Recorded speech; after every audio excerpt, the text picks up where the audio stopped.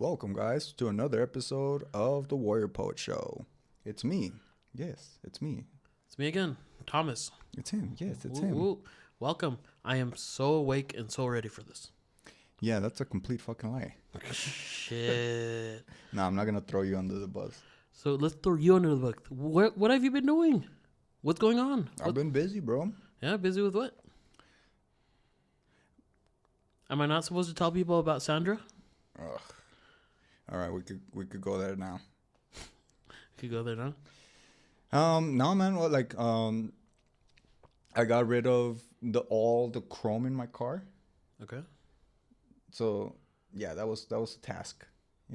I just got to do a little bit of cleanup and detailing. But right now my car looks sick, dude. I painted the rims. I got rid of all the chrome handles. For me, bro, I think it's just a young person's thing.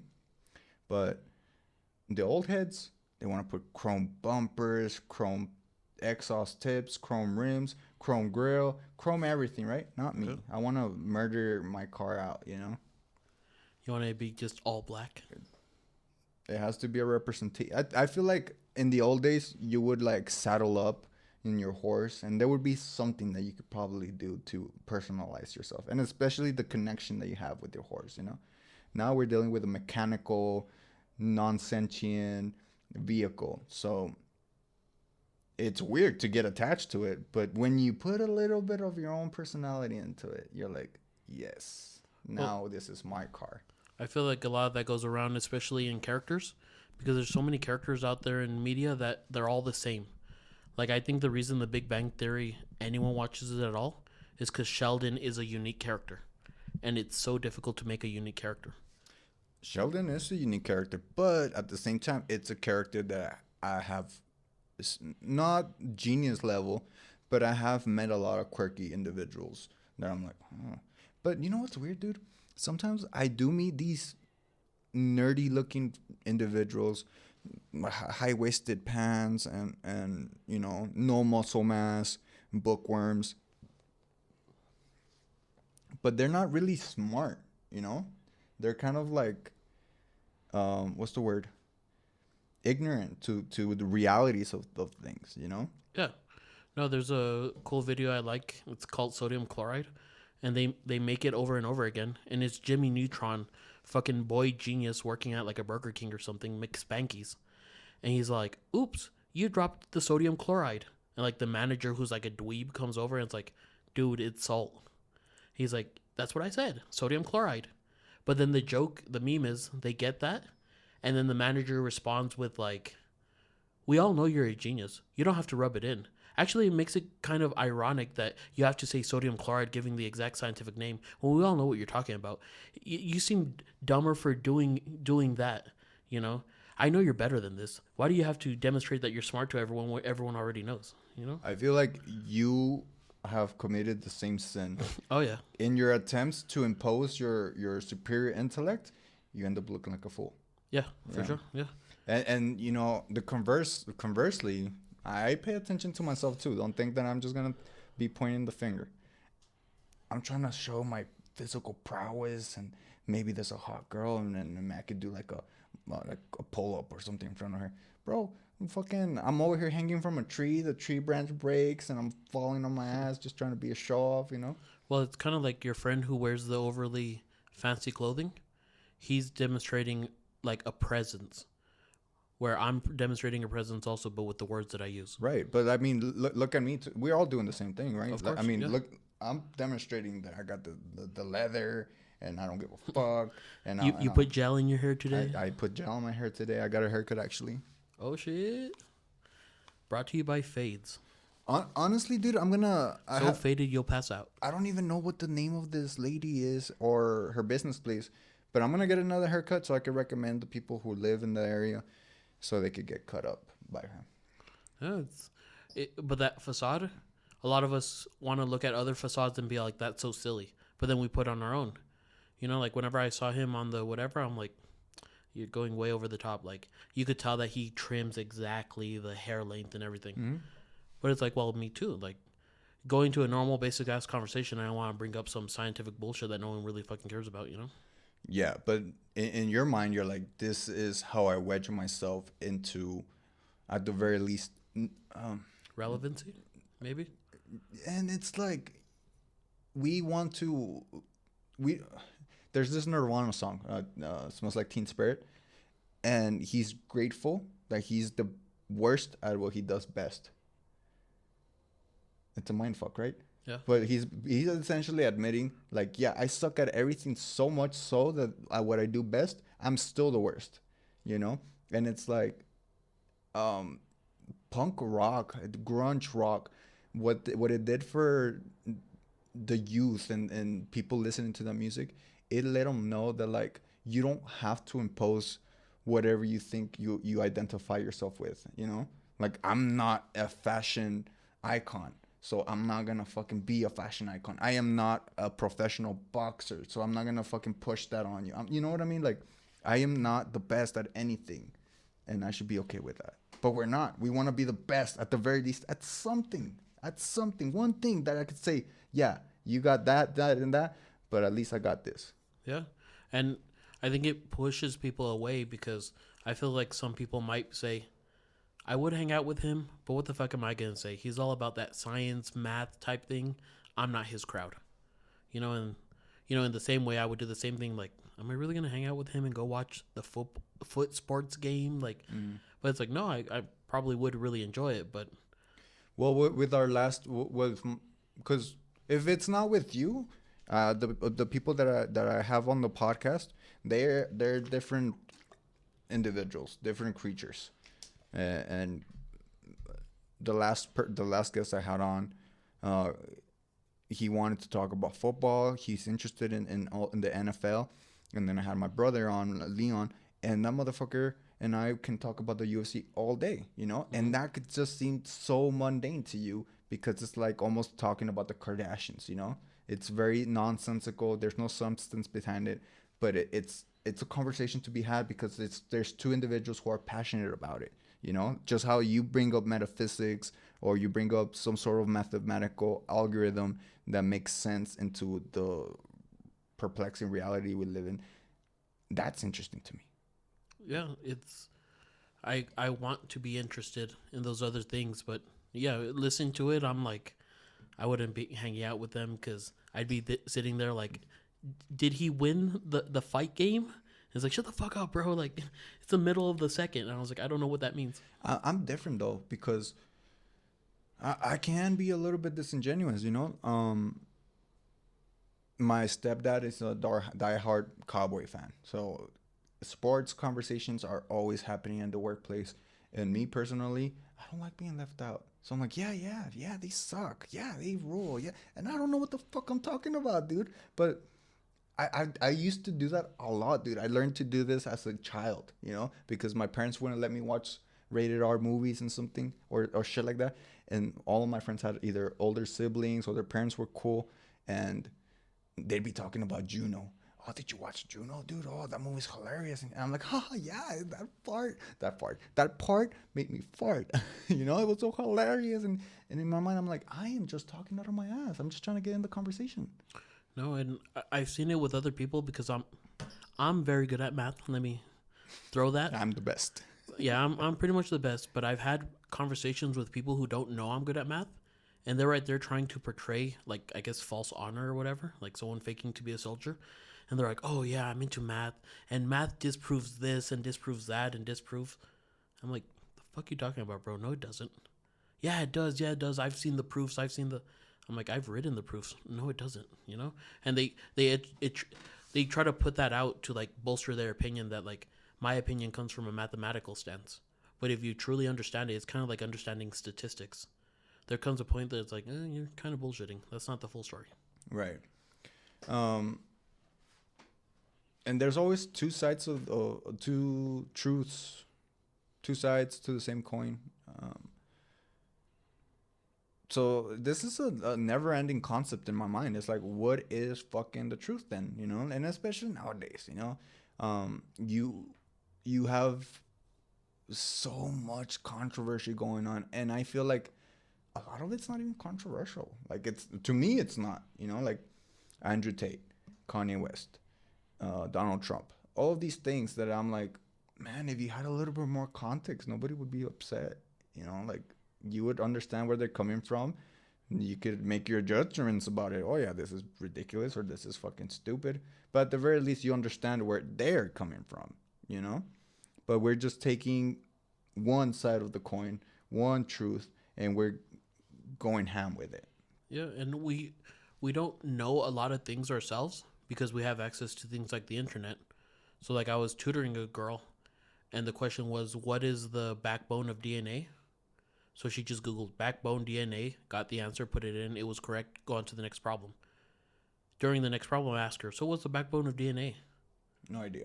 I don't know. I don't it's that fancy word that let me go back to the previous one and look at it. And it's like, "No, you didn't learn anything whereas before if you wanted to know something, that's a mission. You're going to the library, you're going to read old articles, you're going to rent a book that might be in another city or something. You're going to have to put some effort into that goal. But our goals, they seem to happen overnight. You want a house? Go sign a lease on an apartment. There you have a house. You know, it's like overnight. You don't have to struggle and fight. And, you know, it's a weird way that we're being raised in that I want lobster. Well, that's not a month-long goal. Like, I could go to Walmart and pick up a lobster and cook it. And then there I have lobster. And it's like, it should not be that easy for me. Everything is fucking easy, you know. And it's like I had this conversation actually just today with this Baptist pastor. Like, I'm gonna try to get him on the podcast. Actually, he gave me his number, and I kind of like I set it up, you know, because I told him I'm like, hey, give me your number. I would like to pick your brain a little bit more time, a little bit in a more calm because he was going off, he was going on, and he wanted. You know, at some because I told him like I belong to the Catholic Church. Like I get where you're coming from, you know. But it just seems like he was trying to, you know, invite me into his realm. And I want to invite him into our realm, right? And just let's see what he has to say. Let's see if whoever listens to that podcast can get something because I got something out of it. To be honest with you, he didn't tell me something that I didn't know. But just speaking about God, just having the conversation, it elevates my energies, you know? Yeah, I find it weird that most people never go to a different church than their own. Because I ask people, like, when's the last time you've gone to a mosque? What is that? Okay, what's the last time you've gone to a Jewish temple? We have those? Have you been to a Mormon church? No, who are they? Jehovah's Witness? No, like, what have you done? Because it's kind of like if you're seeking God, but only from the perspective that you were raised, maybe you're missing him altogether. I found God. And I'm pretty sure I already told you this story, and I'm pretty sure I've already said it a million times. But I was facing jail time. I was facing probation and you know, all the plethora of things that they tack onto you, you know, like AA meetings and drug addiction classes. Mothers Against Drug Drivers. Yeah, and I was thinking, man, I'm only fucking 17 and my life is already ruined. Like, how the fuck am I gonna be a dad? Because my daughter was barely 6 months old, dude, and I was going to court for that situation as well, the same fucking day. So the night before, I was smoking my fucking cigarette. Like a fucking punk that I am. And I decided for that split second, I was like, I leveled with God. I humbled myself and I spoke to him earnestly. I told him, and by the way, we don't have to get into the details of my allegations, but they're all alleged, okay? Yeah, everything has been allegedly, and it got expunged. It didn't even get expunged. It got dismissed. So those allegations are fucked up. I did a lot more than that. That's some bullshit. I ain't no fucking punk. I did like 10 times as much as they're saying. So fuck those people. And even still, I got found not guilty. So that is the happy ending of the story. But I'll tell you why it ended up in a happy ending. Because I leveled with God. I humbled myself. I told him the truth. And I asked him, please give me something that I can deal with. I know I must be punished. Just give me something that I can contend with, because jail, probation, and everything that comes afterwards, it's a no go. I still have to go to school. I still have to do this. Then I still have to go to work. And yeah, the next day, witnesses didn't show up. Your case got dismissed. Well, that's whether God's real or not. That's a main strategy of religion, to get people to humble themselves and to ask for forgiveness. Because whether God exists or not, humbling yourself and asking for forgiveness helps you personally. So it's like whether the mystical God exists and is blessing you, you're gonna feel the rush of euphoria coming to a point in your life where you're saying, "I've done some fucked up shit and deserve punishment." You know, call it God, call it Buddha, call it whatever, but that is healing for you, and we should all do it. And the little detail that I have to plug in, because it wouldn't be fair if I didn't. The reason I attribute my good fortune solely on God, and by the way, I probably should show reverence for every single good thing that happens to me, because um, I could be this person that says, yeah, my superior intelligence got me here. My superior physicality got me here. My two legs, my two arms, my fucking brain. But it's like God gave you all of those things. God could take it away from you. You could get hit by a bus and be a paraplegic, and you're nothing now. You're just a man with no control of his own body, much less of the world. Yeah, no matter how much money you have, you could be brought down to the dust of the earth, and we all can. You could be the multi-billion-dollar man, become a quadriplegic. You're just some fucking dude in bed. Yeah, with like being showered in gold. And it's like we are in the fucking rat race, and we're going 100 miles per hour, redlining our engines, and we are going nowhere. We are headed towards demise, and I can see it. The writing's on the wall, and I don't want to be negative, but I have been able to separate myself from the world. So I don't feel anxiety per se because this, that, and the other is happening. I just get a little bit upset because I know for a fact that together, we could work something out. And this is what I tell my family. Whenever there's a discussion in my family internally, I said, deal with it. But deal with it quick, because we are a family and we must stand strong together. Otherwise, some fucking dumb shit's gonna come and break it all up. If we're that fickle that we're fighting between us, we have no chance against the world. Yeah, no, it's everyone wants to be the independent one, but it's better for all of us if we were all unified. Because it's like I tell people, winter's coming. Did you check your next door neighbor to see whether their heater works? Winter's coming. Did you check? Because if you didn't, your neighbor's not likely to call 911 if they see someone scurrying about your house or looking through the windows.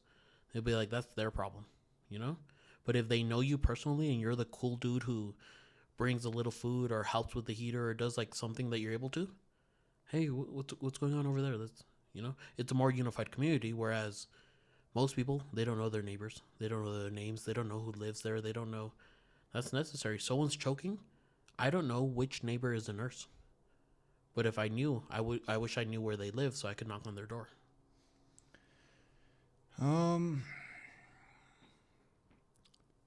Because there's like this unknowable hesitancy of like, yeah, but if you get too friendly, what if they're like the serial killer on that Netflix, whatever?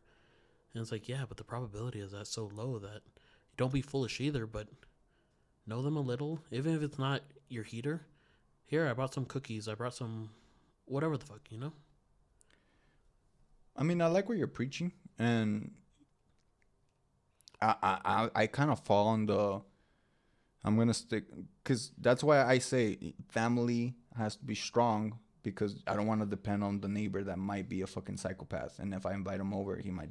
I have children in the house. I have my mother. I have, you know what I mean. So it's like, you and I have gone through several episodes, several seasons in our lives. I know you, and perhaps I don't know everything that should be known, like your darkness, like the stuff that you hide, the stuff that you shouldn't be like boasting or parading around. Yeah. but at least I know that whatever lights in you is sufficient enough. It's bright enough for me to allow you in my inner circle. I trust you. Yeah. You know, but it took so long. You know, it takes time to get to that point. You cannot just knock on the door and be like, "Hey, come over to my house." I like that idea, but there you do have to understand that there is evil in the world, and you have to vet them. You know, you have to vet every single individual that comes into your life. Yeah. So start vetting, Yeah. because you never know when you're gonna need them more than they need you. Yeah, and I used to be of the schooling that the small circle's better, but man, I am just networking, man. I'm trying to raise my scope, you know, my reach, you know. I'm already telling you about my plans, going up north, colonizing. Fucking white Bro, colonizer. I'm calling. Mexican colonizer. I'm gonna say what my plan is. I'm gonna take over Denver, be known as the king of Denver because that's my fucking city, and I'll be damned if there's some motherfucker out there being called the king of Denver and it's not me. That's how You it know? goes.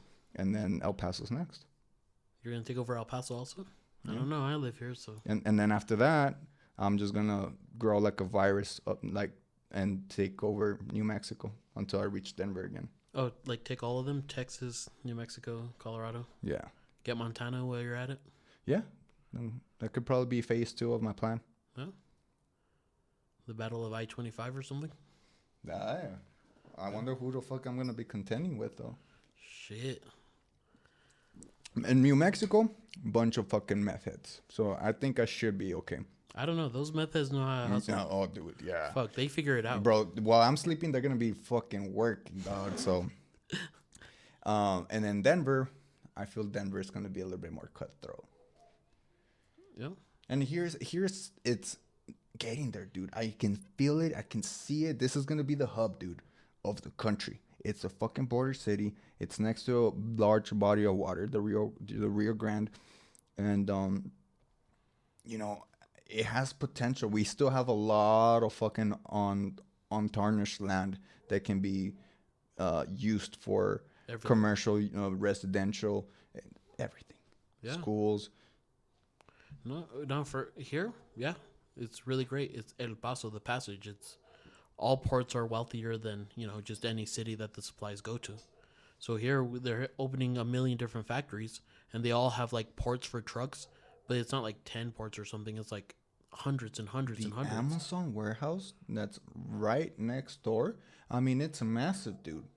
That thing is like, it's obviously not an architectural spectacle, but it's huge. It's a huge box where a lot of smaller boxes can fit in there. Millions and millions and millions of smaller boxes, you know?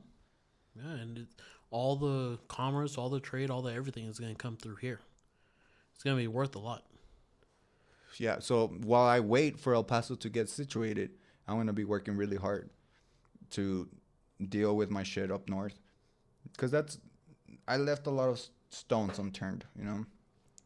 And then the podcast, I feel like this is just fun, dude. And sometimes I do want likes. Sometimes I do want views. Oh my God, someone left a comment. Yes, dude. Like, I'm like, oh my God, somebody's giving me support. But then I'm like, bro, who gives a fuck? You're not doing it for that.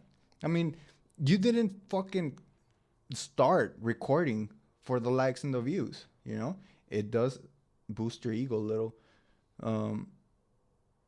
But I mean, this in and of itself, like, it doesn't have to be anything. It could just be this, and I'll be content, you know? Yeah, I think it's what's necessary, because everything is always something. You're always going to get to the end of the lesson within 10 minutes. You're always going to get the final answer in the 5-minute video. They're going to do the big reveal, and that's the fucking thing, you know? But this one, it goes on and on and on and on and on. Yeah, and I could even say, okay, guys, well, this is the season finale. We'll see you next week. You know, like, even if I wanted to stop it, even if I did stop it, which I already have in the past, we're still fucking here, dude.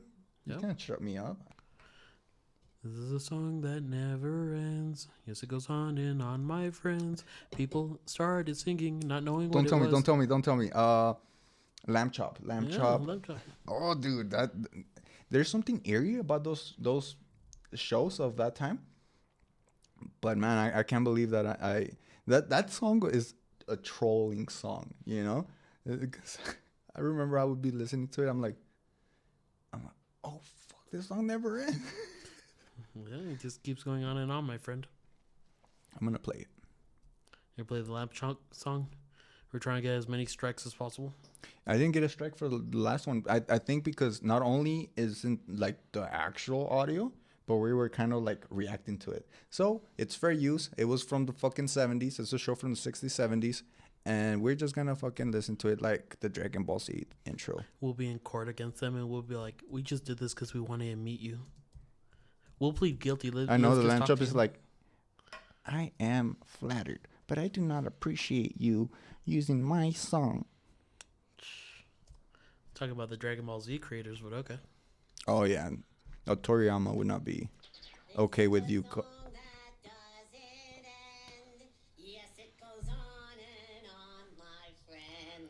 I didn't believe him.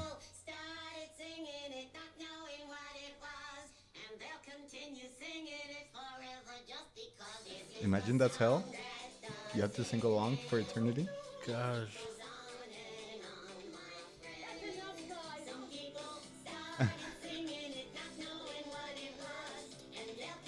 Man, they made so much money off this bullshit.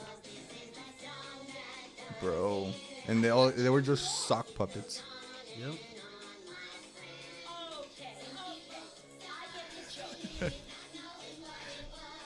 Oh my god. This is the idea that hits. Imagine how many people proposed to the director. The TV studios? Yeah, and this is the one that's like that one.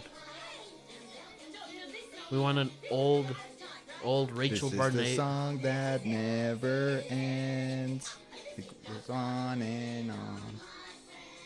Woo-hoo. Yeah, look Bro, how this song made me happy. normal those kids look. I know. What happened to us? Even the animatronics look normal. Well, I guess we can say that times have definitely changed. You know, I already showed you what kids are watching nowadays, you know, and it's like,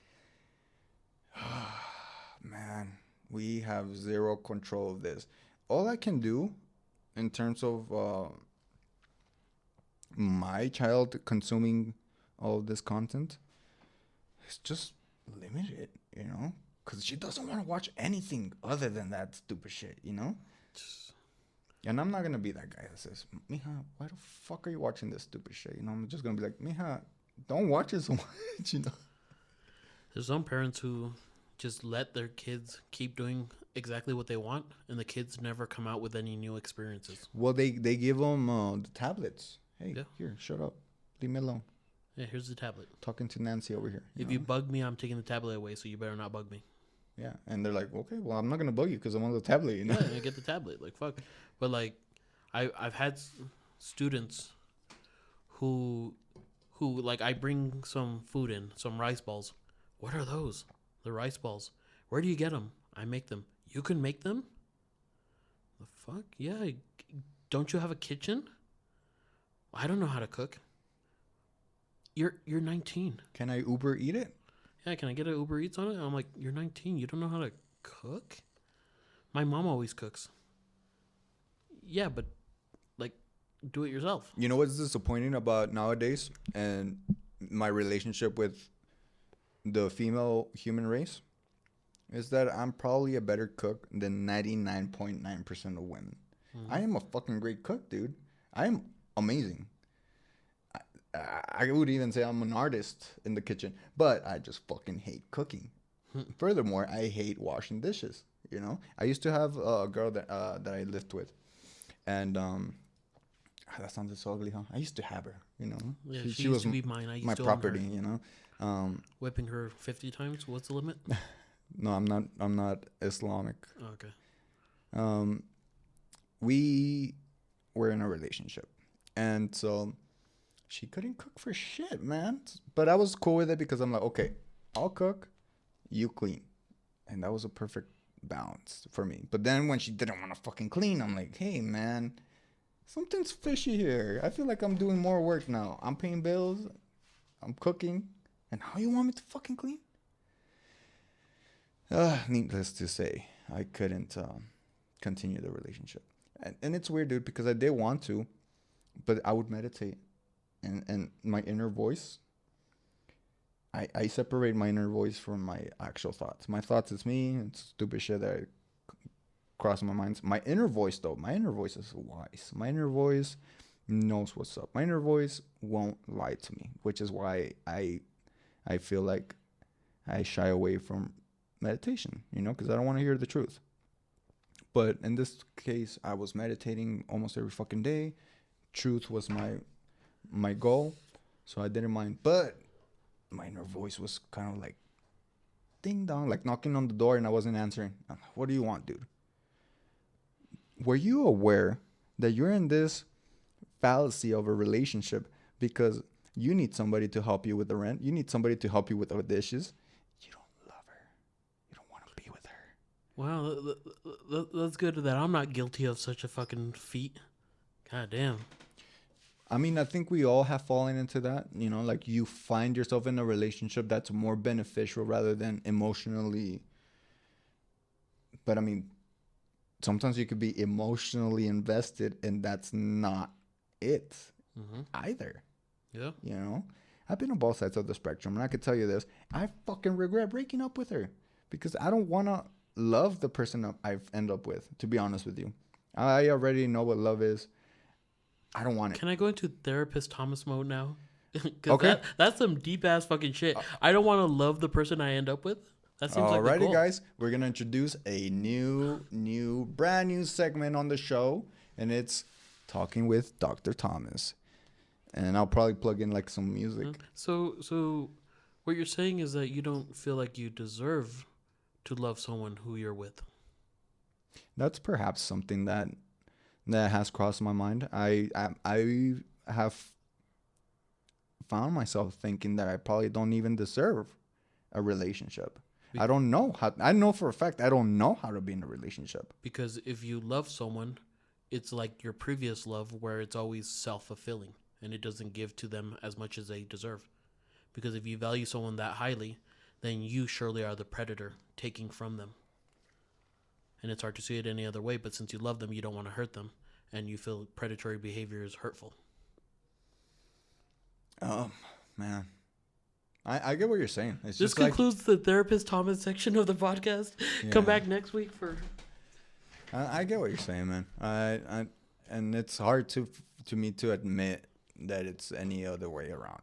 Well, I've been wanting to sit with you, meditate, and smoke. Okay. We need to plan that someday. Yeah, we definitely do. Whenever. Today. Whenever. Do you have drugs? I don't got no drugs. Okay.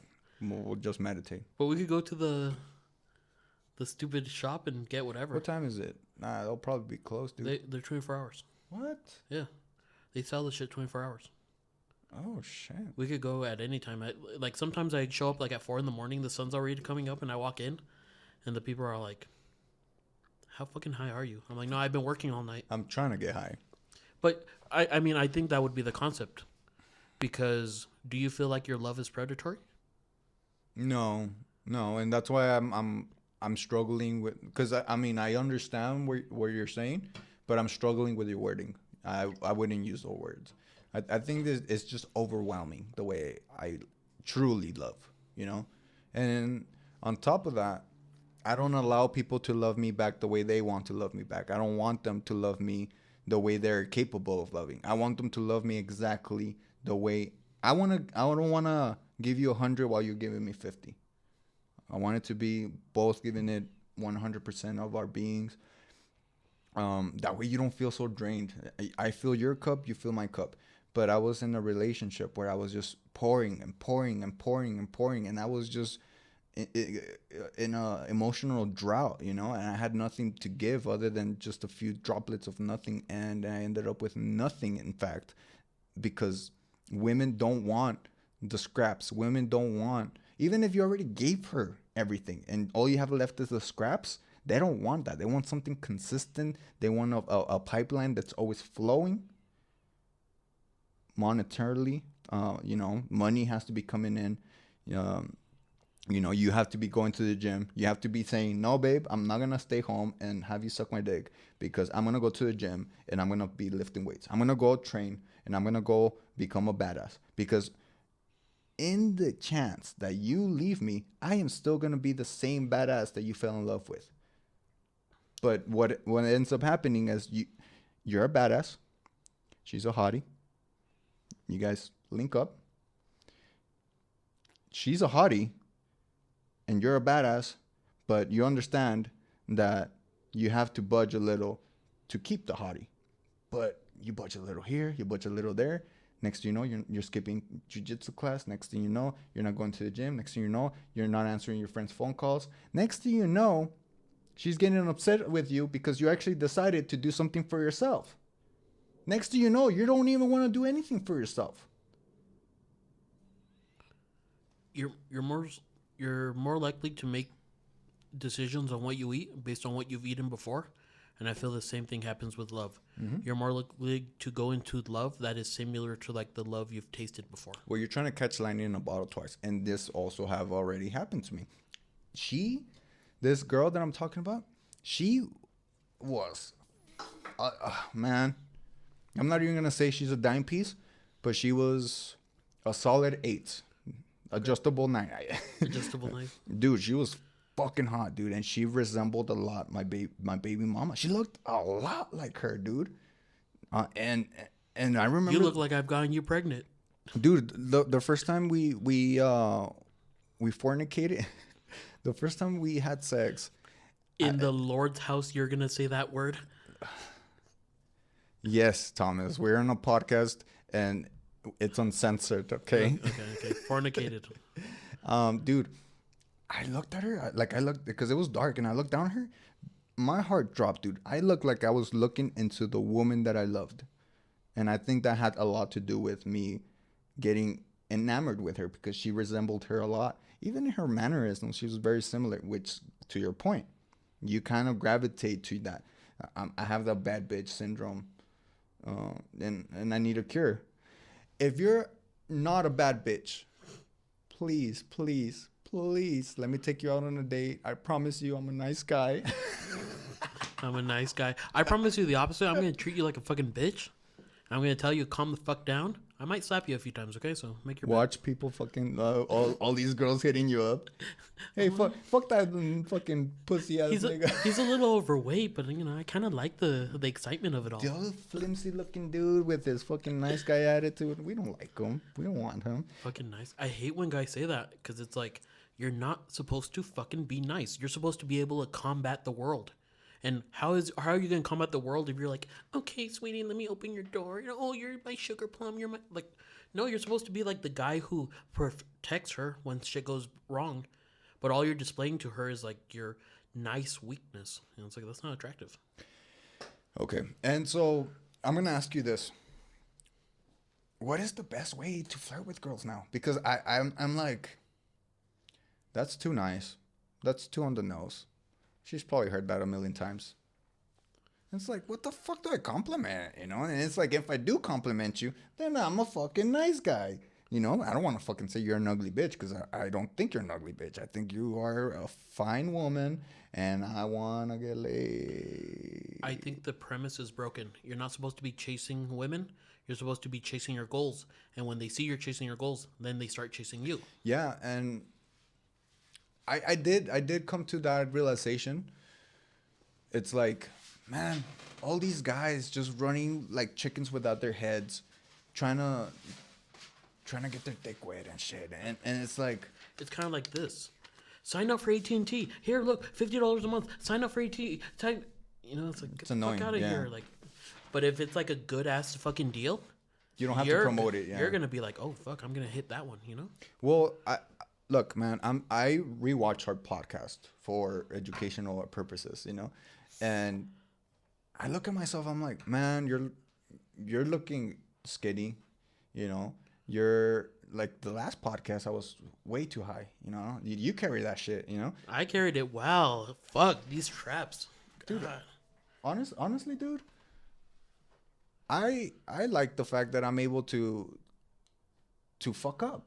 You know, because it just goes to show like you have value in this situation as well. You know, like you're not gonna let me fall down and make a fool of myself. You know. Yeah. Is that like brotherly trust? Because one of the times you said something akin to, "I know I've let you down" or some shit, and I'm thinking like, what the fuck is he talking about? When the fuck has he let me down? What the fuck is he not telling me? Bro, there's a list Yeah, but that you could come up there's with. not a list, because the list would consist of things that I feel you let me down on. I don't feel that about anything. Like, name one. If there's a list, supposedly. Okay. Look, Thomas, you're being far too kind, but I I am mean, not. I really not. None of the things you've done, I've ever looked at you and be like, that fucking piece of shit, Jesse, fucking letting me down again. Like, I've never thought that. honestly, that's gonna make me cry, dude. Oh, no, because it's never happened. Like, Dude, it's because I really genuinely have put you in a dangerous situations and fucked up situations. Like that's not what a friend does, you know. But you, being the friend that you are, a real friend, again, you didn't let me fall. You didn't let me go to jail. You didn't let me like that to me is me letting you down on a moral level at the very least, you know. no, I didn't see it like that. I didn't see it like that. Like, I know you fucked up that day, but I was kind of, well, that one event that I'm thinking of.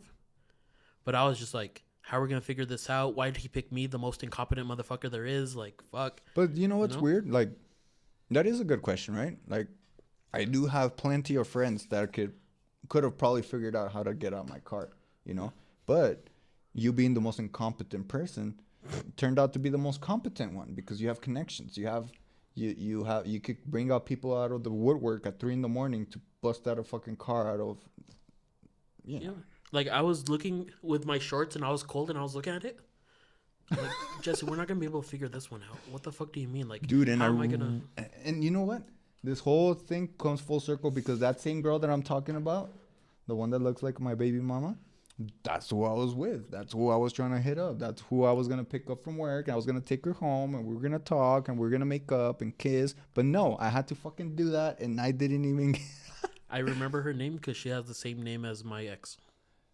Yeah, dude, and she saw me get kicked out of the bar twice, and it's just hilarious, dude. It's hilarious what you do for just a little bit of attention from the opposite sex.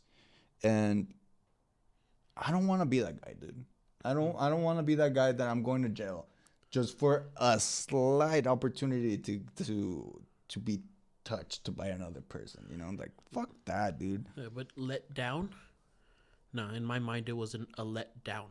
You know? I wasn't, he's fucking up again. That fucking. No, that it wasn't a let down. So when I was re listening to it, also, I was like, what the fuck has he let me down? Like, what fucked up shit has he done that I forgot about? No, Let's open old wounds because I don't know what the fuck he's talking about. and I mean, I'm not gonna go out of my way to like fuck you over, you know? Like I'm sure we can have our disagreements, and I'm sure we could come to an agreement afterwards, you know? But I've never felt like I need to betray my friends. I always cherish my friends, and I always want to take care of them. And I love you guys, you know? Without you guys, I am nothing. No, well, that's the repentance that you're talking about in religion. The whole, I don't want to let down important person. Yeah. Insert important person being deity that sees everything you do. Okay, then what do I have to do to not let down that person? I need to be all I can be. I need to exercise, diet, wake up on time, pray once in a while, do good to my community, help the elderly, help the poor, help the da-da-da-da-da-da, Well, that's why I like the podcast because I'm able to see myself for what everyone else sees. It's not the person, I'm looking in the mirror. Yeah, I'm the shit, you know? Oh, still got a six pack? Okay, good. Bro, you have a six pack because you haven't eaten all fucking day. You know, eat. I've offered him food, by the way. He said no. And I'm like fucking, I'm looking at the podcast. I'm like, dude, you need to fucking go to the gym.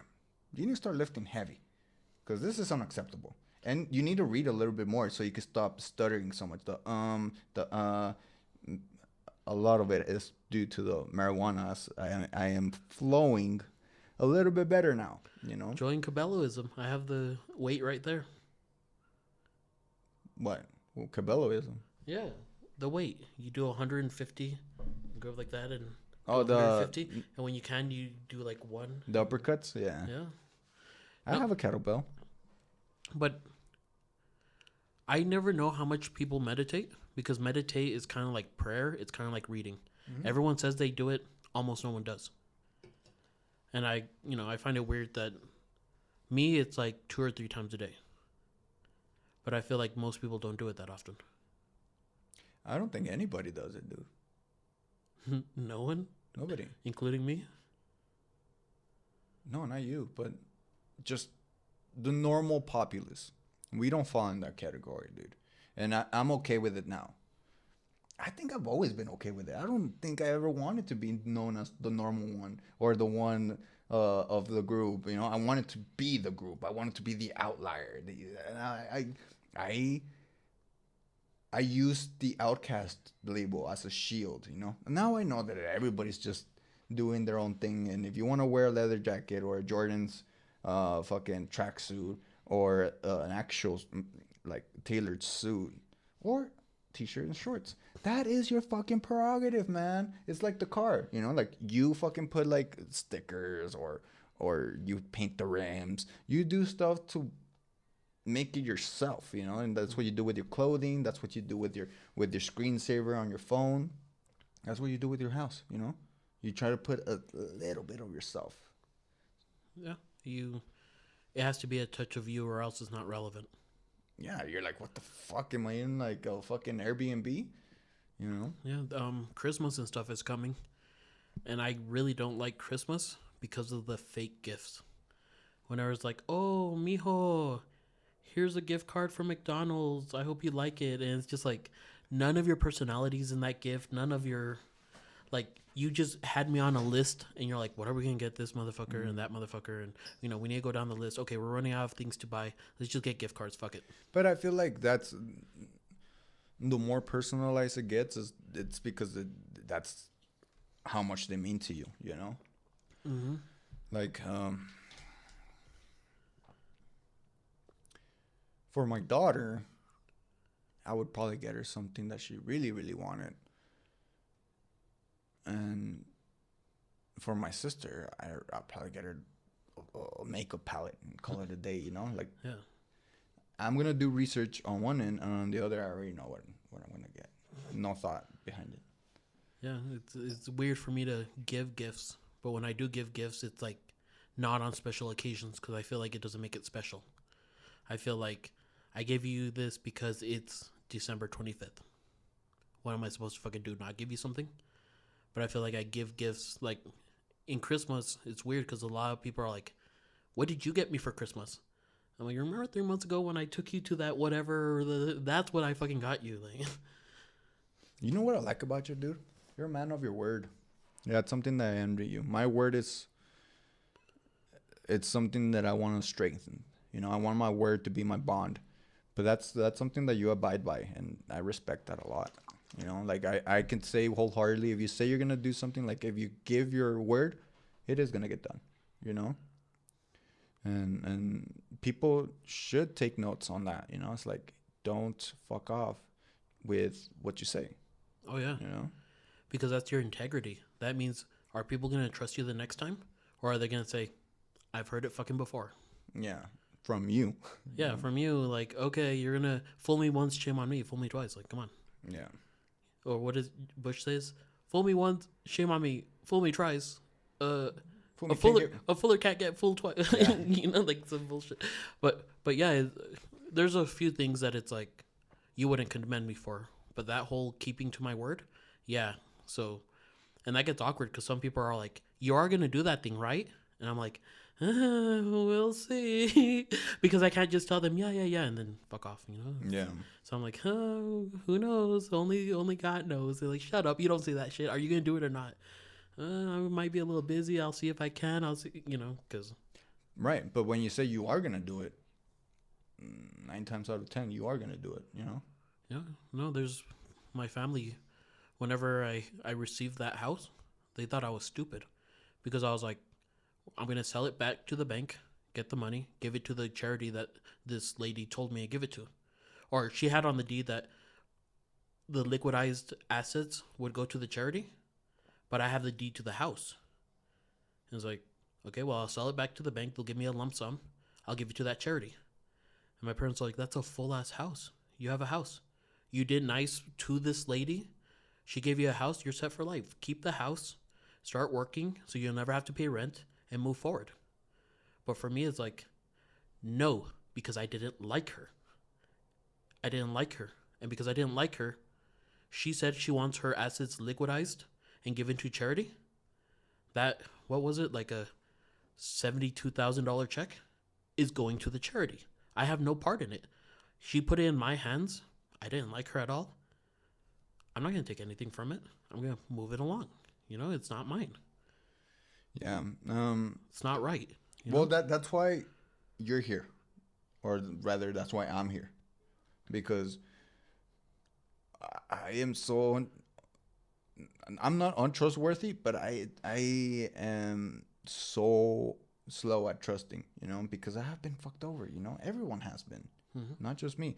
But, you know, where my aiming, where my target is at, I need people that I can trust. I need people that I could, like, hey, I'm going to leave this amount of money here on the table.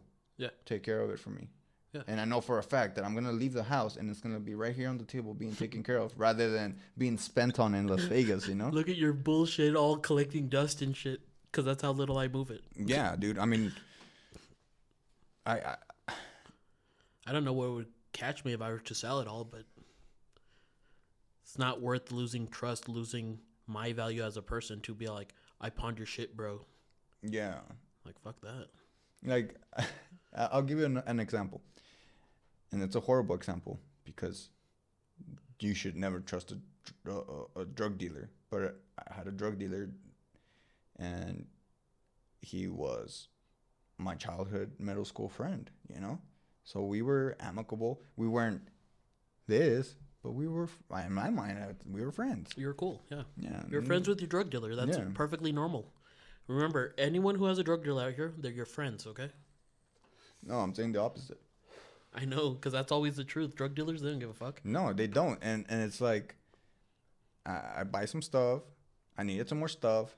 I give him more money so he could bring me more stuff rather than telling him I need more stuff, bringing the more stuff, and then paying him. I'm like, oh, here you go. I trust you. Motherfucker, for $80, he ruined the history, the friendship, and the business thing we had going on. Because I'm a fucking customer, dog. Like, for $80. You know what he told me? What? After the fact? I was like, hey, man, like, I'm still charging you that fucking money, dude. I'm not going to fucking let up on the thing, you know? And I started insulting his child and him as a man and all this shit. I'm trying to rattle him up because I wanted one or the other. Either we meet up and you pay me back, or we meet up and we fucking fight. And whoever wins pays the $80. Okay. Bro, he might fuck me up. He can scrap. I'm sure drug dealers play fair. Yeah, I'm sure they do. But in my mind, I'm like, as long as I get to fucking hit you in the mouth once, that's all I fucking need. So I could justify the robbery. You know? I don't have to win. I don't have to leave you on a pool of your own blood. All I have to do is hit you once to get satisfaction of the fact that you fucking stole from me. Bro, I never forget anything, dude. And I've chilled, dude. I fucking chilled so much. I used to be very vengeful, and I used to plot, and I used to... Can we just go out to the backyard and you throw sand in my face so we could be over with? Because, fuck. What are you saying? Okay, yeah. I was all drunk and stupid as fuck. Should I tell the story or should you? It's not a story for me to tell. Yeah, you were drunk. You were drunk as fucking. You don't remember. But this motherfucker on my sister's graduation party, he got invited because almost part of the family. Whoop. And he starts drinking. Okay, that's a little bit out of character, but I like this Thomas. He starts flirting with girls too, you know? So it's like hot bitches too. You're fearless, dude. Hot bitches. Dude, honestly, I feel like you could start a channel of how to be a man, how to treat women, how to deal with women, how to flirt with women. I was flirting good Dude, yeah, like so Shit. confidently and all this shit. I'm like, man. because I have no hesitancy. Who gives a fuck Exactly. if they deny me? I'm like, I Exactly. didn't even want it. But me as a man who appreciates what you did there, I'm like, hey man, like that's fucking dope. Like every single man should take up that attitude of like, I don't give a fuck if you like me or not. I don't give a fuck if you say yes or no. I'm gonna tell you that booty's nice, you know. I don't think I told anyone their booty No, you was did. nice. No, you were completely respectful. You told them they were beautiful, and if they ever want to have a fun time, hit them up. Hit you up.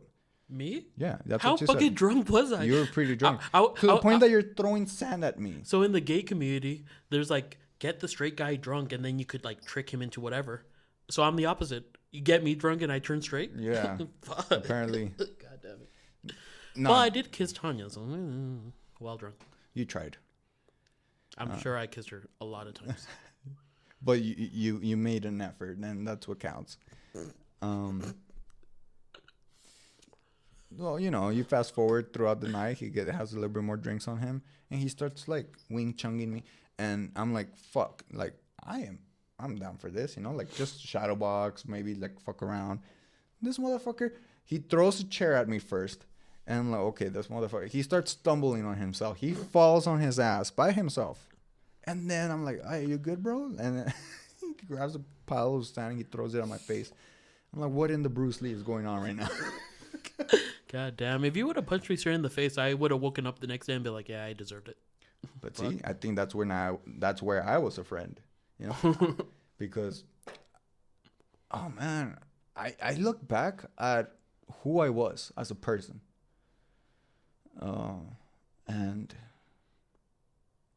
man, I love you, bro. I really do, because I had and I told this story to Leon. I told him I had a kickback at my place when I had an apartment. Baby mama was living with me. My baby was there. I decided to invite my coworkers, you know. And I told her, I'm like, don't fucking get drunk because you just ruin everything when you're drunk. Mm-hmm. It just sucks, you know. Well, she gets drunk, and then motherfucker that comes into, because this fool was a new guy at my workplace, and he was like, he texted me. He's like, hey, what's the ID? Just to let you know, I wasn't able to get $10 or $20 for, because I was not charging them, but I'm like, hey, pitch in so we could fucking make it a party. Yeah, pizzas, beers, come on, Mm-hmm. they cost a lot. Exactly. And so, well, they don't cost a lot, but it could be fun if everybody puts in $5-10, right? Yeah. And he's like, oh yeah, I don't have money, but what's the ID? I'm like, yeah, I'm gonna ignore you. 20-30 minutes later, he's like, hey man, I was able to get the money. And I just sent him the address. Motherfucker shows up boasting about this, that, and the other, and I'm like, okay, yeah, that's fine.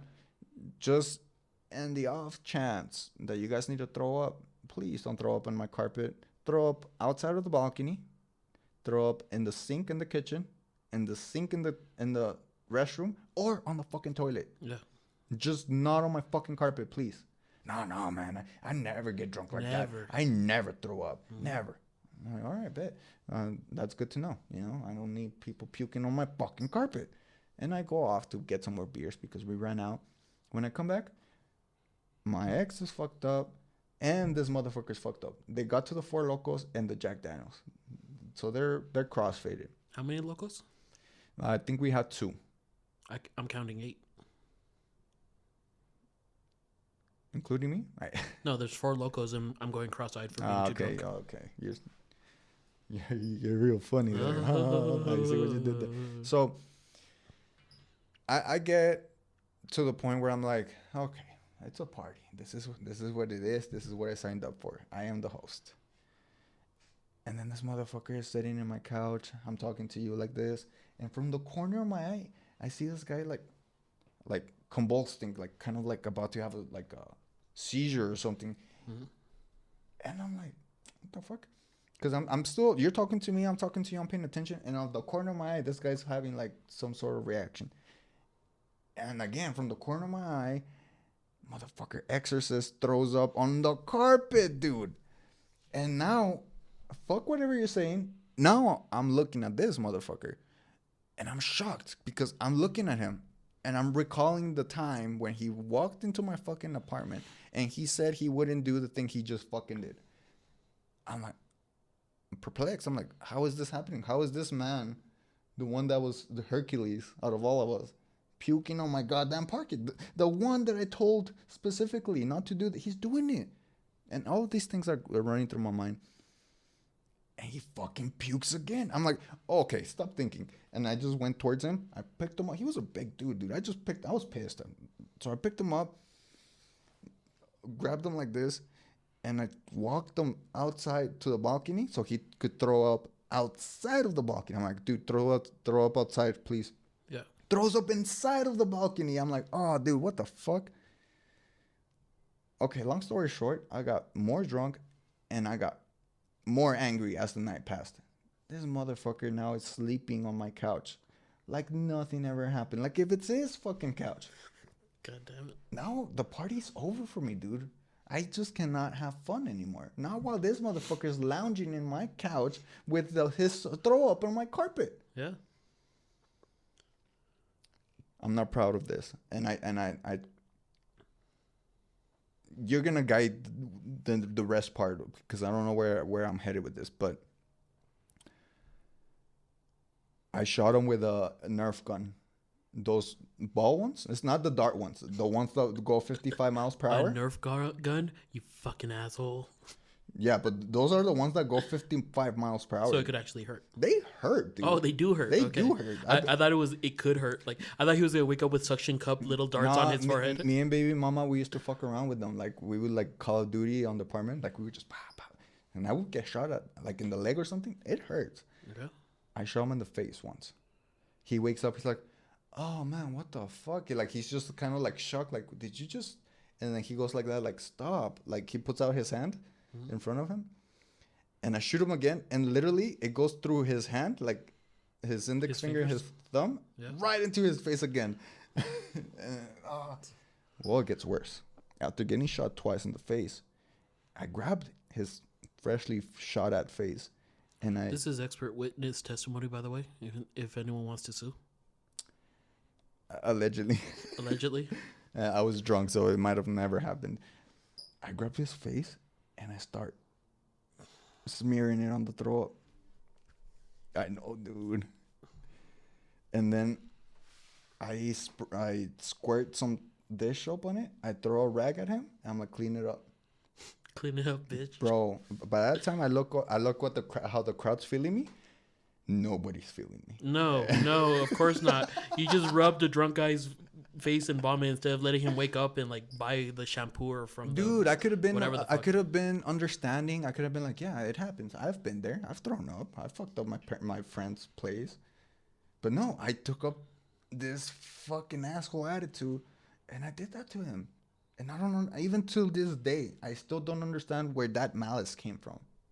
You know. But I'm so glad that I was able to grow out of it. You know. So, that might be why there's a compatibility, because people have done stuff to me so horrendous that throwing up on my carpet or whatever would not register on my radar of like get angry. Because that throwing up on my carpet, I would just think, okay, I'll wake up tomorrow and I'll make him pay me the money for the stupid shampoo or from Walmart or whatever the fuck, you know? But like due to the level of excitement that I've gotten from other people, it's like a police officer has been a police officer their whole life. They're about to retire. You could yell at them, you could cuss them out, you could whatever, and they'll be calm and collective because they've seen so much worse out in the real world, you know. Whereas if you get someone who's a barista or whatever, have you seen that video? There's a kid who's like a barista and he's crying, like weeping, and it's like he's talking about how Starbucks. Yeah, Starbucks. And he's crying about like, oh well, you want to look it up? You could go ahead and give us a Starbucks 8-hour, just like that. Let's see what comes up. That guy. There you go. Which one should I click on? The black and white one? The shortest one or whatever. Here's a two-minute clip. Okay, that's good enough. Yeah. People wonder why we need a union as Starbucks, and I am literally about to quit. Like, I don't know if I'm gonna do it, but like, I really want to. Okay, pause I it. almost walked out. Why is he about to quit? Well, we don't know. He's just saying we need a union. We need people protecting us. We Tell need. me, if you were saying I need a union and I need protection and I need this, that, and the other, what would make you think like I might need to quit?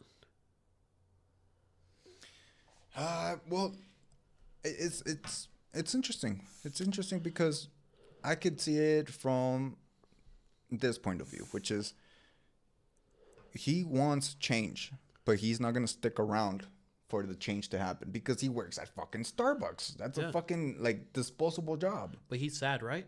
Yeah, he's. So there's something above ordinary happening to him, right?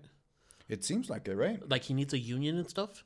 I never Uber and be like, I need a fucking Uber union. No, it's an okay job. It's whatever, you know. Usually, when people contend with the idea of unionizing whatever department of life you're working under, it's because there is injustice. It's because there is not enough pay. It is because the work environments are just horrible. Man, I know a lot of people who work at Starbucks who are genuinely fucking happy. It's like that is the perfect job for young individuals like this young man. Well, let's play and see what his grievance really is. And I'm crying in the back room right now, and I almost cried on the floor. It's just. Okay. Again. He's crying in the back room. Yeah, bro, it's what we're fucking talking about day and night. This is the majority of men. Yeah. He's a man. So he's a man. He got up. He went to the back room. He sets his little phone and he gets the right angle, Yeah, arguably, presses record, and gets ready to present. arguably, he's still on the clock. He should not be recording. He should be fucking working. In the back room for sure. Yeah. Not. Okay. I'm like a full-time student. I get scheduled for 25 hours a week, and then on weekends they schedule me the entire day, open to close. I'm on the schedule for 8.5 hours. That's both not all Saturday day. and That's a Sunday. shift. I'm like 3.5 hours into my shift. There's so many customers, and we have 4 people on the floor all day. Only 5 people were put on the schedule, and somebody had to call out. And there are 4 people running the whole store, and there's so many customers, and there's possibly scheduled 5 people. Oh shit. We only Phone's have ringing. 13 people employed at this store, and there's so many. You're not gonna answer the phone? Not while he's crying. Starbucks, what the fuck you want? Care about us. Our manager was supposed to come in this weekend, and he took himself off the schedule, so he wouldn't be able to be held accountable for calling out. He just literally tore down the schedule that he was scheduled on and put up a new schedule where he wasn't on the schedule. Also, he couldn't have even seen that he was scheduled in the first place because he didn't want to be held accountable for not wanting to come in. Okay, so his current Don't grievance. wanna help us. We need a union. Let him make because his peace. This can't happen. This can't happen. We need fair scheduling. We need managers to hold themselves accountable for helping their workers. They refuse to turn mobile orders off. We need the liberty to be able to do that because there's so many mobile orders, and I need to get through all of them. And then people are yelling at me because I don't have their orders. They don't know what to do. This is hilarious. And the customer was misgendering me today. Like, Misgendering you? I didn't have their order. Yeah. What Okay. gender is he? So how many? And so they were just like talking like each other, and they're like, she's clearly incompetent. I have a full mustache and beard. Ah, poor guy. What the fuck? I don't get accommodations for being neurodivergent. I don't. Like, I can't. People get mad at me for my sick time. I don't even know what to do anymore. I'm like at my wits' end with this job. Wow. I really am. Okay, well that's a good stopping point. So how many hours a week does he work? 25 fucking hours. That's what he said. And he right? works 3 days for how many hours? 8 hours and a half at most. Which in his eyes, it's all fucking day, right? Yeah, but 8 hours is like that's a normal fucking shift. That is a normal. And you shift. only work but 3 but days. he's painting it as if it's a fucking double. He's painting it as he's being worked like a fucking beaner under the sun, day and night, from sunrise to sundown. Bro, you're working at Starbucks. You're making coffee, and your fucking boss is doing boss shit. You know, he chooses if he wants to come in or not because chooses he's the schedule. the He's the fucking manager. boss, man. Yeah. It's not your job to be to see. Oh, Mr. Johnson's not gonna show up today. Oh, I'm gonna rate him. No, dude, that's not your fucking job. Make the fucking macchiatos and shut the fuck up. And maybe you could get a backbone, you know? You know what I would do if a customer yelled at me for going too slow? Go ahead. Sorry, we're swamped right now. I'm going to make it, but orders come in order. That's how I'm going to give them out. This is how I deal with the rush nowadays. And I think that's the way you should. You just have to communicate. Hey, there are customers in front of you. There are customers waiting in front of you. There will be a wait for you as well. It's your prerogative. If you want to put in an order and wait, you could go ahead and leave and come back when it's ready. The communication. But if you're just like, oh, I'm sorry, I'm trying, I need a union, I'm crying. In the back room on what may be or may not be my break. And I mean, he fucking posted on the fucking internet that he was not willing to do his job because the phone rang and he decided to keep on fucking recording. And he wants special accommodations because he's neurodivergent. A thing that the manager doesn't know what the fuck that means.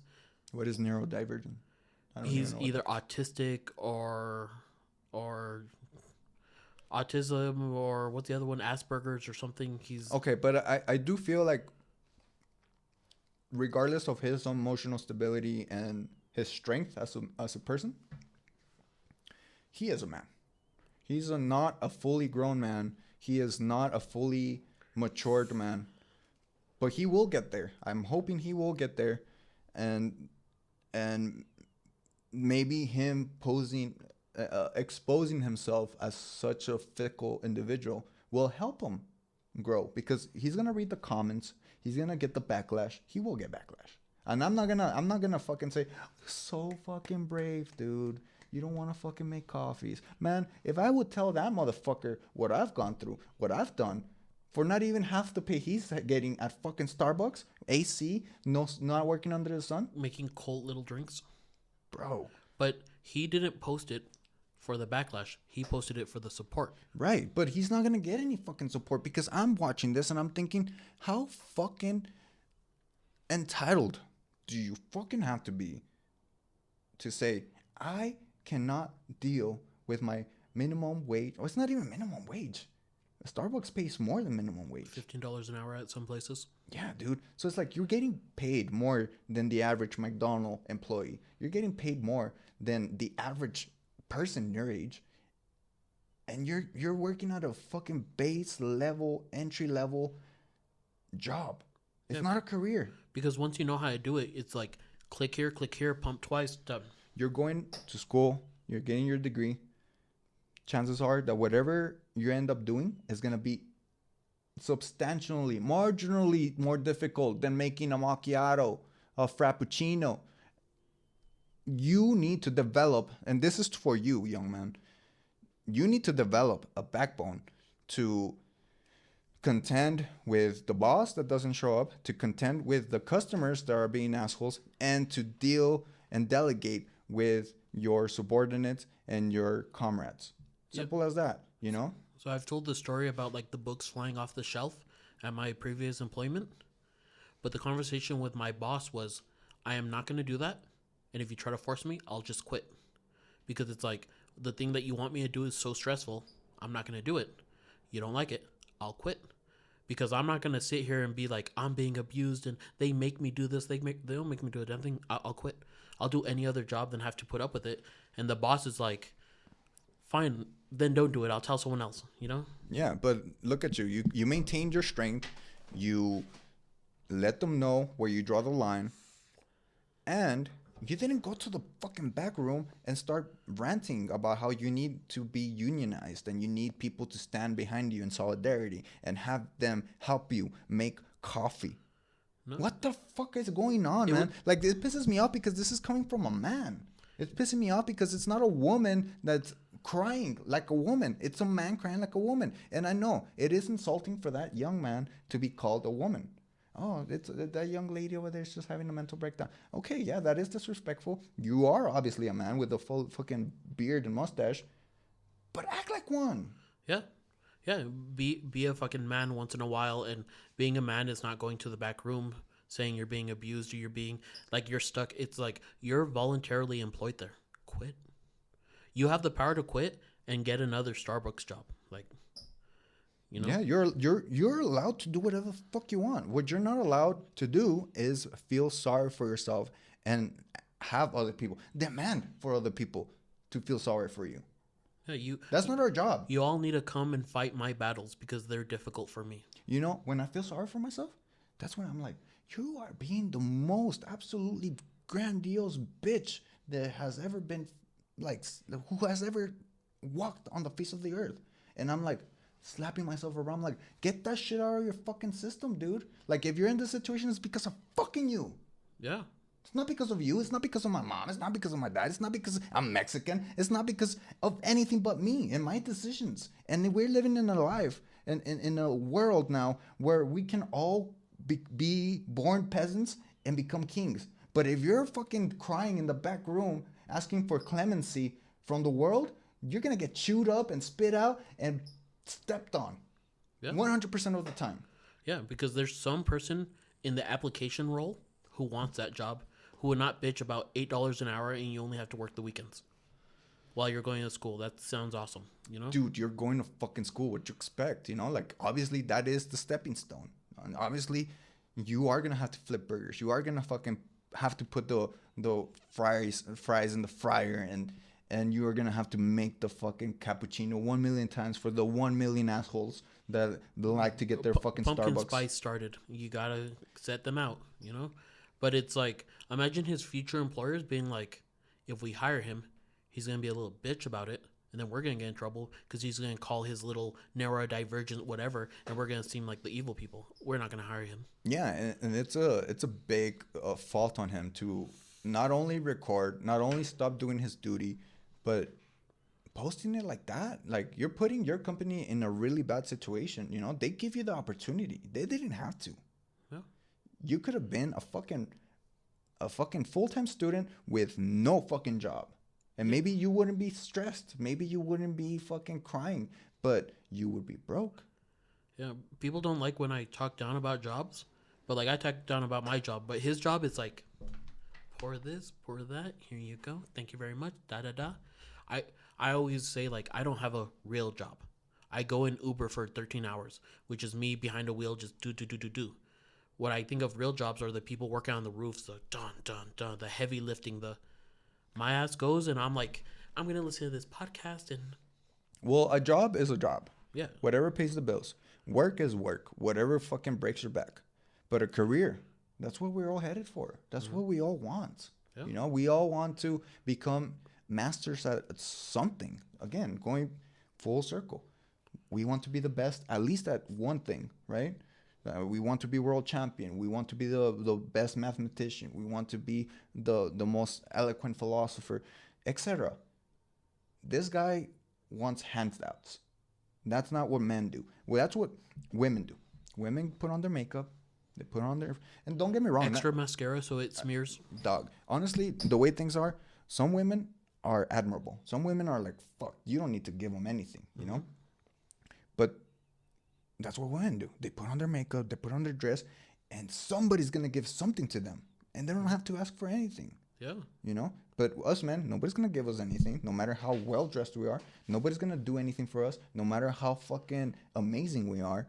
So me asking you to help me out is only going to put me in a really weird situation where you're like, oh, you're one of those men that cannot fucking take care of themselves.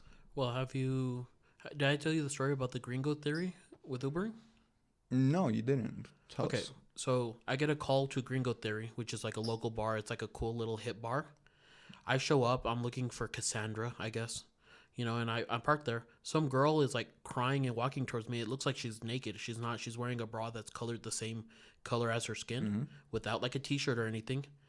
And then she gets in my car and she's like, just fucking go. Just fucking go. But then I see the security following her.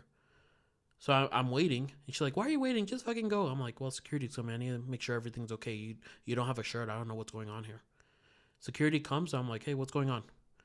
She didn't pay her tab. And I'm like, ma'am, did you pay your tab? It's not my tab. A guy brought me out to drink. And I ordered so much stuff. And now they expect me to pay for it.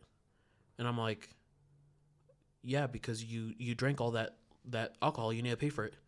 No, well, that guy told me he was gonna pay, and he just dumped me. And I'm like, yeah, so now you have to pay for it because you're the one that got it. Yeah. Like if you go on a date and you order the steak, the sushi, the appetizer, and the dessert, and the guy walks out on you, like, that's your bill. You ate that shit, you know?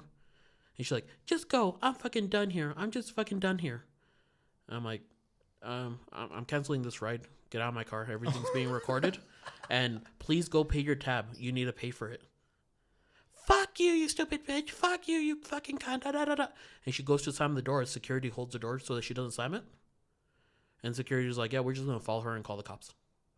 But she has that entitlement, the whole, I'm a woman and man said he would pay. I ain't going to pay shit. I overindulged. And probably, if I was the man, I'd probably be like, man, you didn't tell me you could drink a whole bottle of fucking tequila? Yeah, why didn't you just order the Bud Lights? Like, you kept ordering the top shelf shit, you know? Yeah. And it was a significant enough tab for them to, like, follow her ass. And it's like, I liked you, but now I know I see your true colors. You're a fucking drunk. Yeah. That's not attractive. Well, I asked the guys when we were having the conversation, I was like, did the man that she was with pay for his own drinks? And they're like, yeah, he came up and paid for everything that he drank. She's just paying for her own part. I'm like, okay, well, there's nothing fucked up there. Like, you need to pay for your ways. Like, it would be cool if you could maintain a guy who, you know, would pay for you.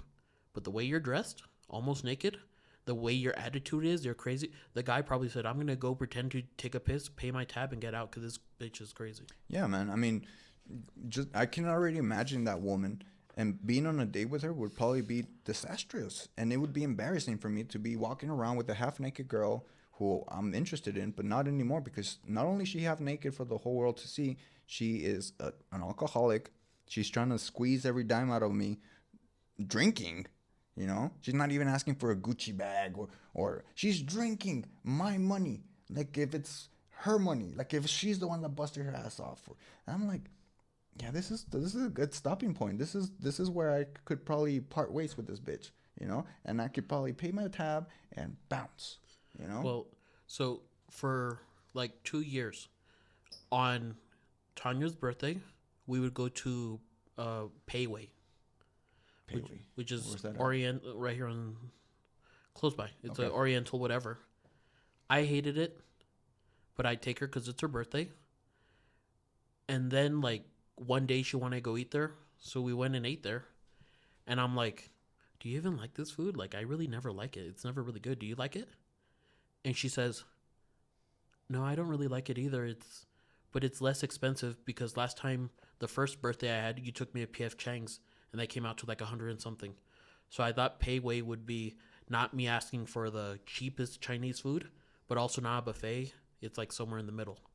And I'm like, you're thinking of affordability for me, even though you don't like the food, but you also appreciate that I want to do something fancy, you know, and Payway is fancy-ish, you know? So it's like that type of commitment to like, it's not about what I like. I'm going to take a leak.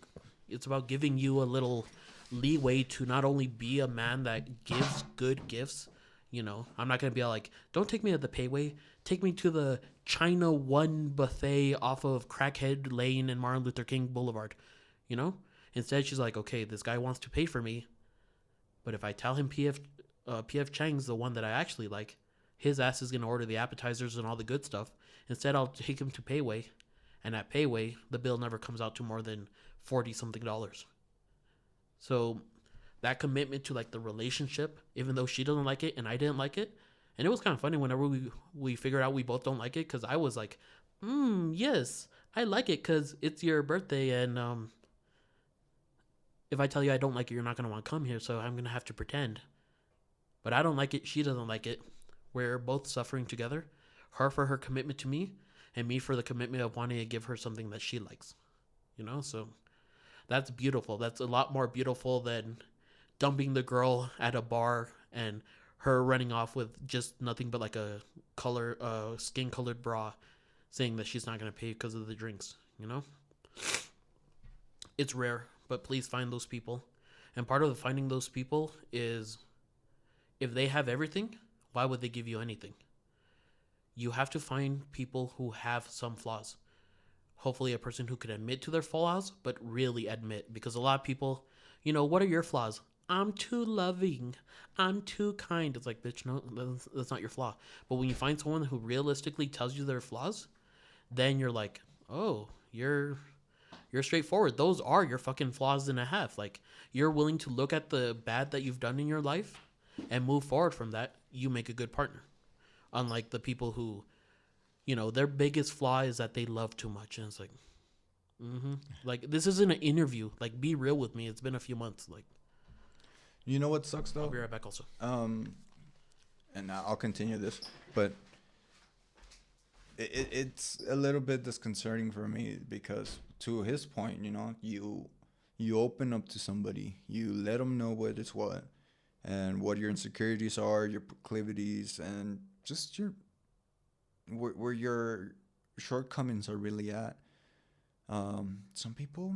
Some individuals don't accept you because they expect something of the higher order, something divine, and you seldom get that in a human being. We're all flawed and we're all imperfect.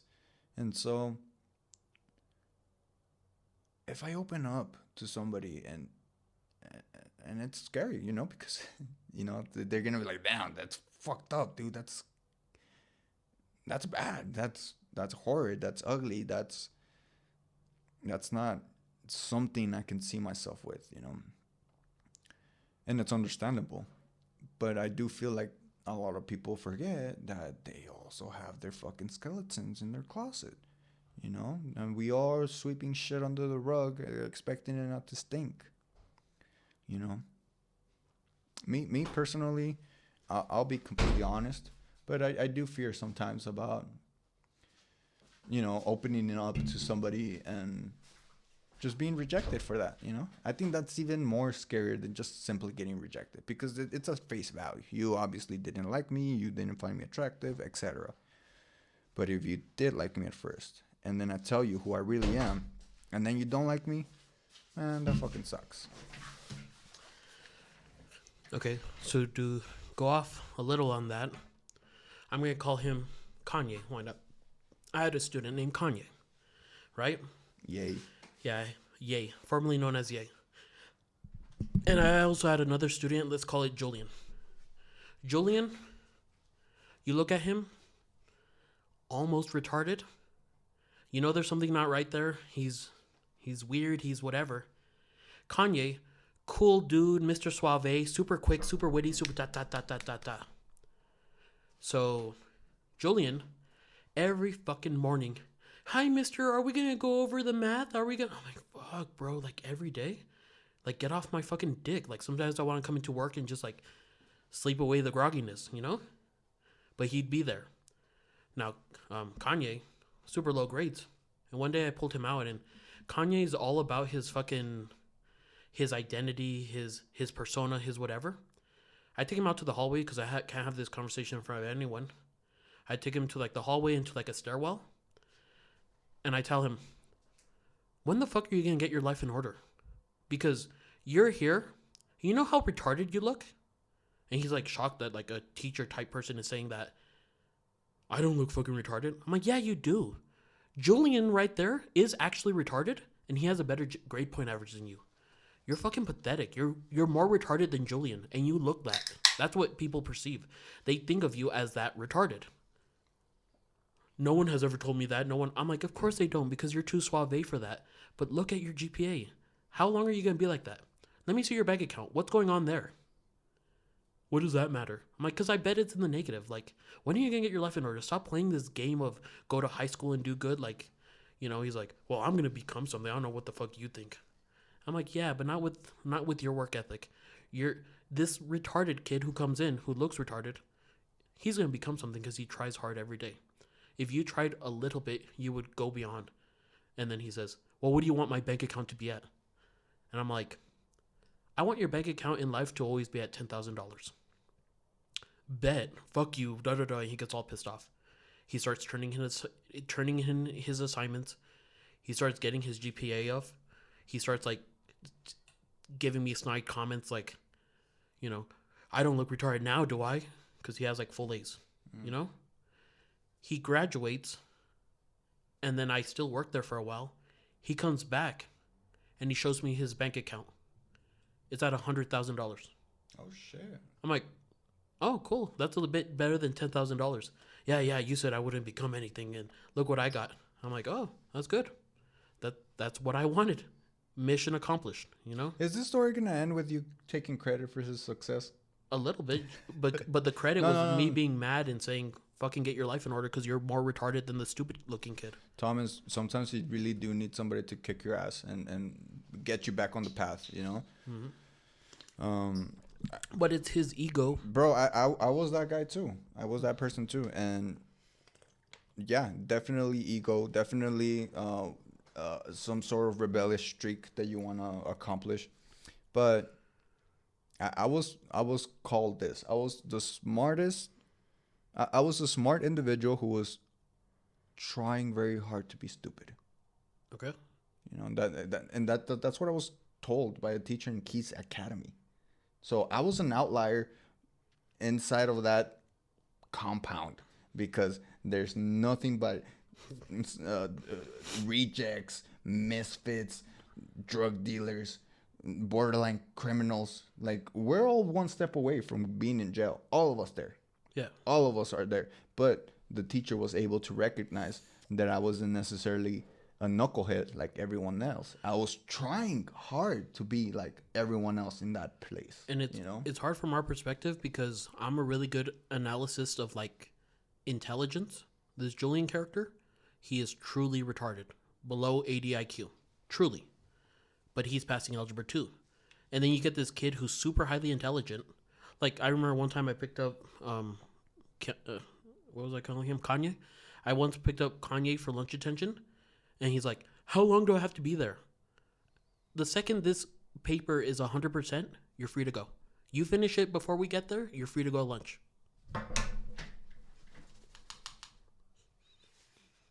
There. And I look at it, perfect, 100%. From his own mind, no calculator, no nothing, just answers. Can I go? You're free to go. yeah, but you know what that is? That is him knowing his capabilities, him knowing that he doesn't even know. He knows that he doesn't know what his ceiling is, what his limitations are, meaning it's vast, it's incredible. So I could just operate, like if you're a V8 engine, you could probably operate with 2 cylinders and you'll run just fine. You'll get to the destination, just maybe not as fast, maybe not as eloquently, but you'll get there. And that's good enough for you because in your head, you're like, I'm doing 3/4 of the work that everyone else is doing and I'm getting a passing grade. I mean, come on. But it gets to the point where it's a slippery slope and you end up doing less and less and less, and your results are complete and utter reflection of your effort. Yeah, it with him, he said he made the money by working for 4 years as a truck driver. And I'm like, it felt like he was like ashamed to say that. And I'm like, badass. Fucking keep it up, bro. Come visit me when you're at $1 million. He's like, well, I'm going to get a few apartment complexes and that's when I'm like, fucking kill it, bro. If it takes me being the asshole for you to kill it, then kill it. And maybe it didn't take that, but that was like, I feel like that was part of it because from that point, he would show me A's to spite me. Who's fucking retarded? Look at this shit. An A in chemistry. I'm like, that's beautiful, but at the same time, it's sad because his vendetta is, I'm gonna prove you wrong. My vendetta at this point is, I'm gonna prove you right. Yeah. You know. So, but it's the beautiful part of ego, because there's not a lot of motivations that drive people. But if someone's very egotistical, you could twist. Well, I mean, that's why these egomaniacs are CEOs. That's why they're running the show, because they're not taking no for an answer. No one does it better than me, right? It's all your mentality. And if your mentality is, I'm going to fucking break down and cry in the back room of a Starbucks because life is too hard. 8-hour shifts. 8-hour shifts are too difficult for you. It's all here, man. It's all here because that guy right there, I'm pretty sure he went to the gym. He probably could lift more than me. He could probably hit harder than me. He could probably pull more bitches than me. But that mentality is just going to keep him there, right fucking there. No, one of my favorite feminism videos, there's a guy and a girl. And the girl's saying, we need feminism because I'm a girl gamer and I get paid significantly less than my guy counterpart. And the guy is saying like what his job is and what he does as a gamer. So they're interviewing both of them side by side, and the girl's like, I woke up, I put my wake up makeup on, and I hustled it. I played video games for 5 hours straight on stream, and I only made this much money. I think that's bullshit.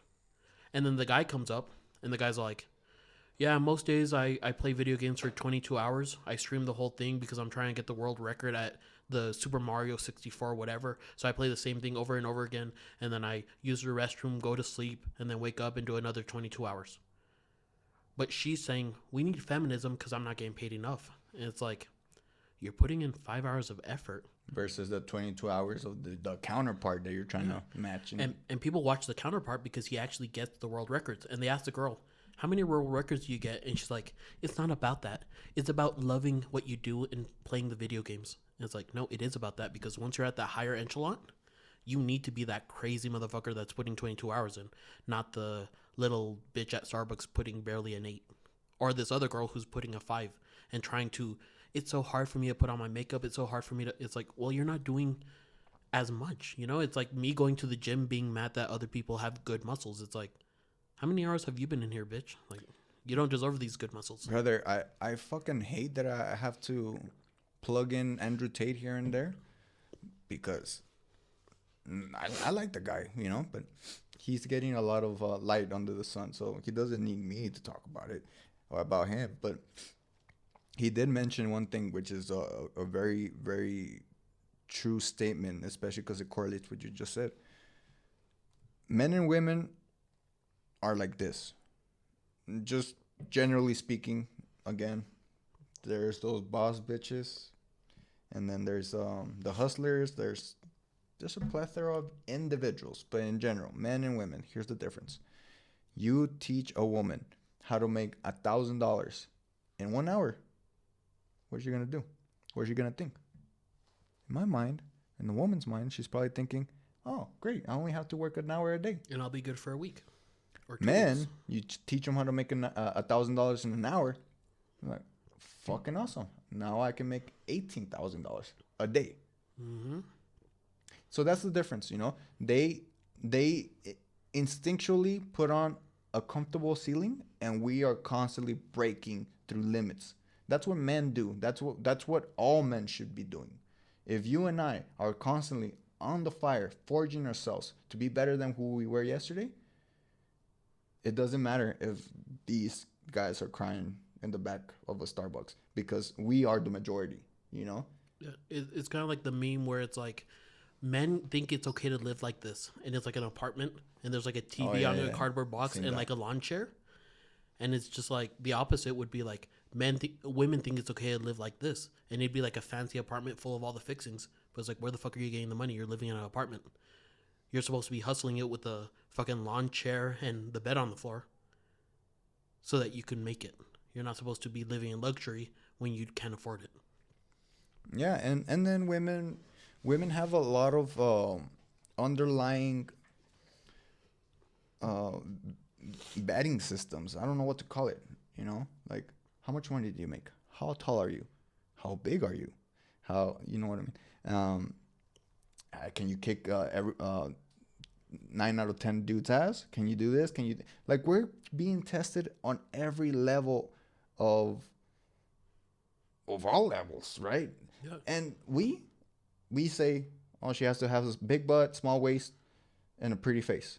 Yeah. And like you said, she has to be pleasant.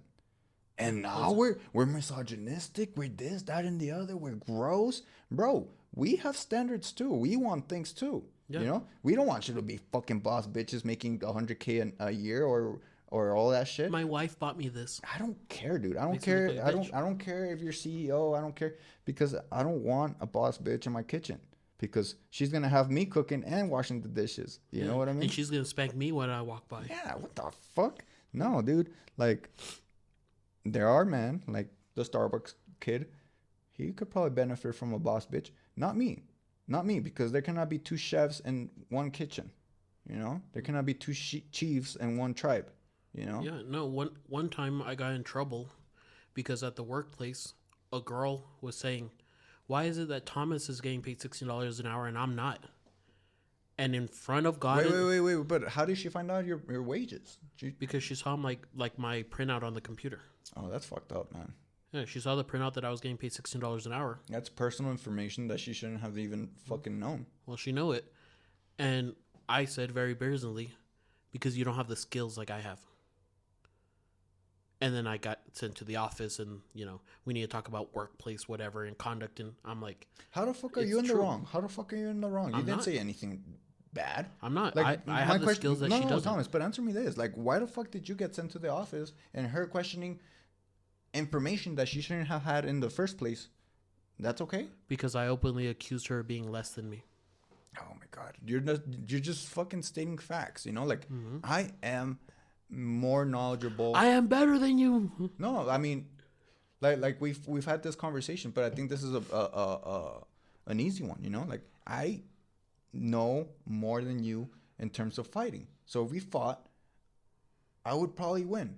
Yeah, and I'm not gonna cry about why does he get to win so many times. I'm not. I need I'm to win. not degrading you. I'm not telling you that you're less of anything. I'm just telling you in this particular situation, you are gonna come out short because of my credentials. Yeah. And that's basically what you said. I'm getting paid more because of my credentials. Yeah. If You're great. You're a human being, but you don't have my skills. if instead of fighting it was answer 100 math questions, you're in the fucking dust. You're not even close. Exactly.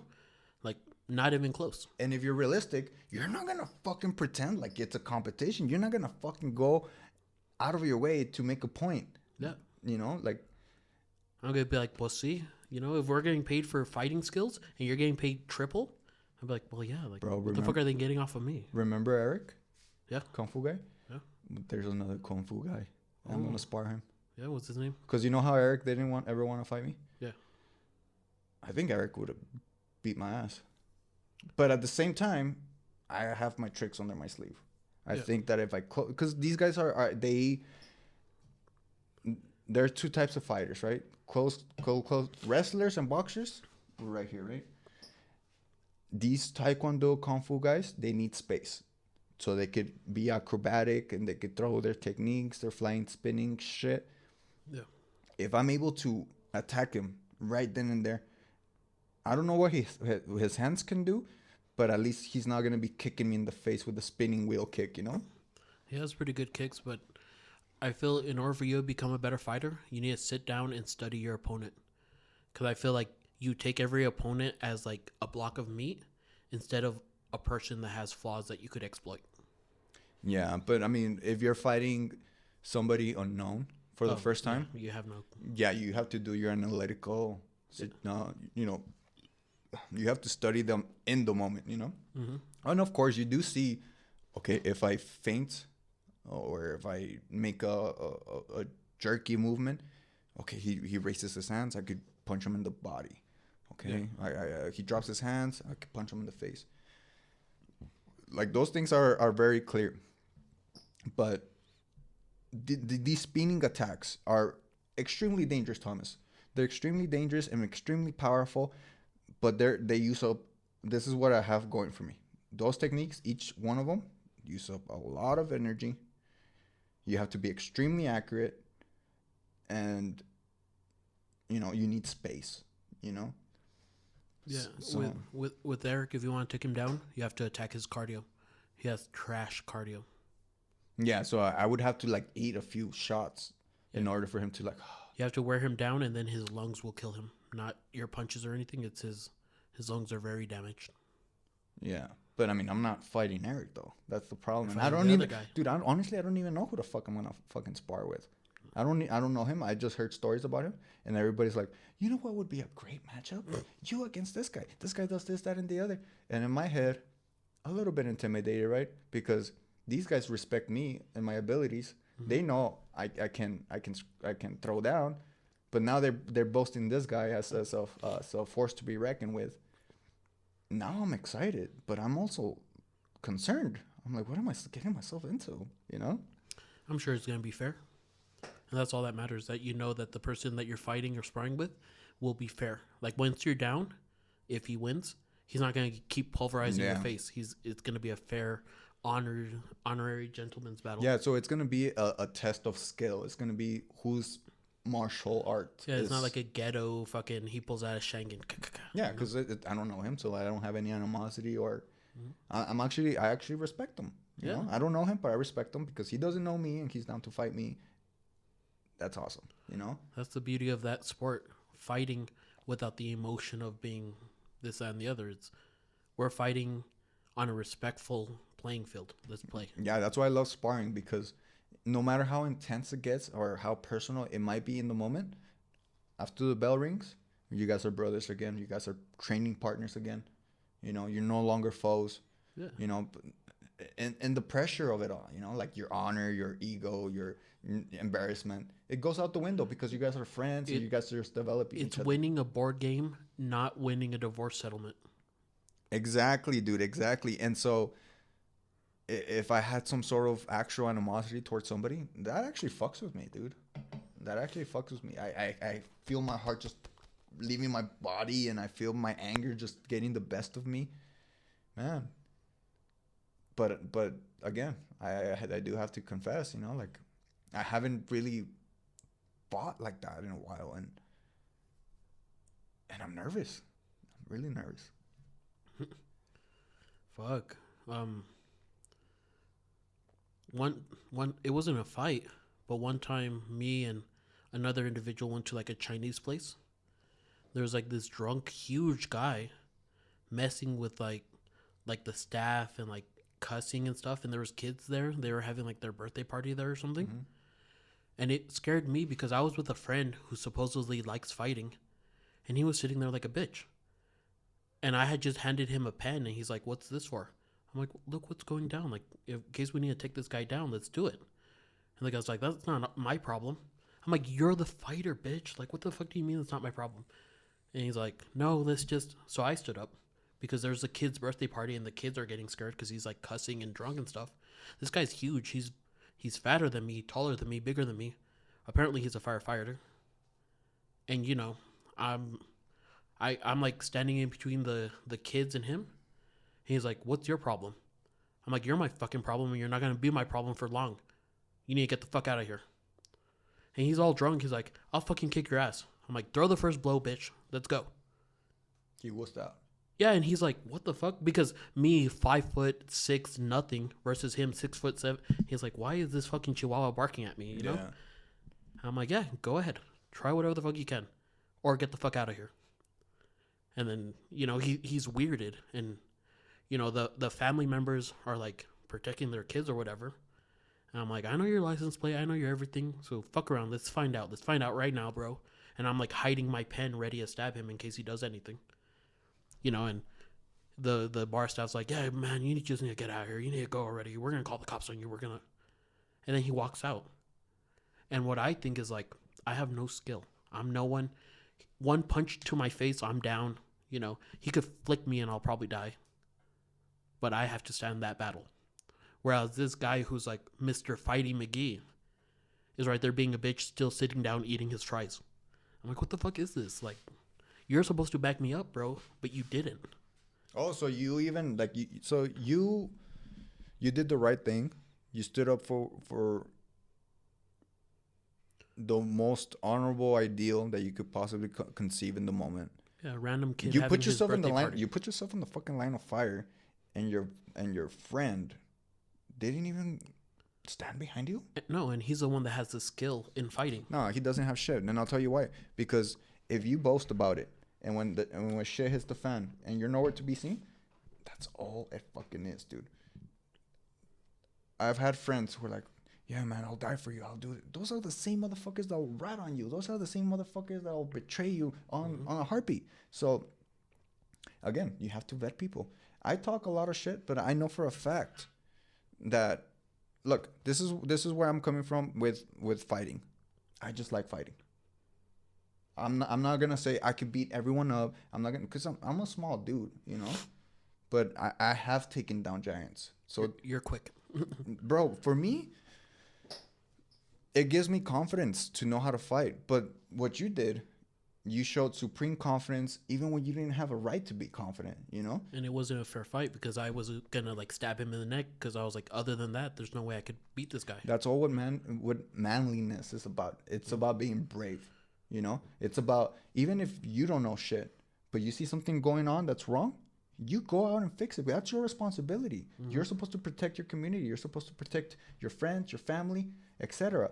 And that's exactly what you did. And this other person, he cowered. That's unfortunate, but you know, me, I'll get in a fight for fun, you know. And so if I see For the something, fun thing, yeah, if I see something like that, you're having fun. You're like, yay, today's the day. bro, I think I already told you. I think I already told you all of the stories that have to be told. But my friend called me, an ex acquaintance, and he's like, hey, my fucking sister's being my sister's ex is talking shit online, yada yada yada.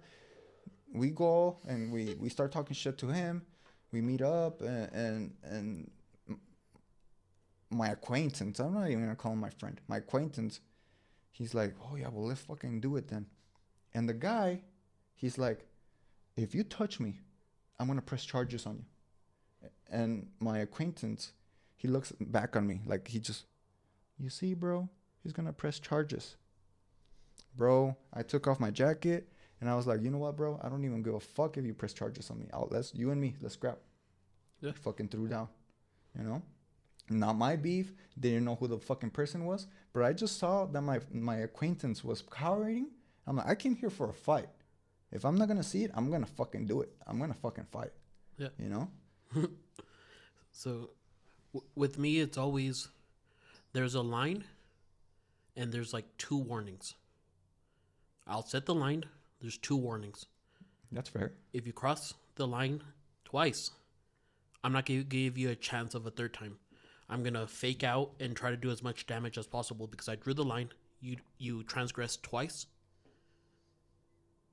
After the second time, I'm going to fake out and do something. I'm going to pretend I'm not aggressive and then turn around and sock. I'm going to turn around and do whatever it is that needs to get done because I don't draw strong lines ever. I'm never, you better never do this. You better never do that. You better. But once I do, it's like, we're putting an end to this. You know, I told you once, you could go ahead and cross the line so you could get your little, haha, I, punked him or whatever, and I crossed his line. He ain't shit. Just to settle the situation. The second time, it's over. It's over. And it's like a scary premise because I feel like people have this idea that whenever something bad or tragic happens, they like shut down and they become bystanders. I'm like the opposite. Whenever that happens, I become leader. Dude, You know? I love that about you. I really do. And I commend you for it, but it's such a dangerous thing. Such a dangerous thing to be like yourself. With no skill, yeah. On top of that, my coach, he's a black belt in jiu-jitsu, dude. He went to EPTX. He saw injustice happening before his eyes. He has the skills. He has the courage. He has the balls. He has the strength. He came up short against 8 motherfuckers. Because he was the only one that stood up for injustice, but nobody stood up for him. Everybody was recording while these fucking animals, these savages, hurt somebody that has brought a lot of goodness into the community. Because martial arts for me has brought balance, you know. When I'm not training, when I'm not working out, when I'm not fighting, when I'm not using my body for that aggressive outlet, man, my life starts going into a very dark place. Mm-hmm. It's weird. Being in the battlefield brings me joy, you know? And these teachers bring me joy. And these fucking pieces of shit almost took one of the people that has brought me a lot of goodness in life, you know? Yeah, the power in numbers, no matter how many black belts, it's like so many things hurt, and it sucks that your fellow man doesn't also stand up and say, done.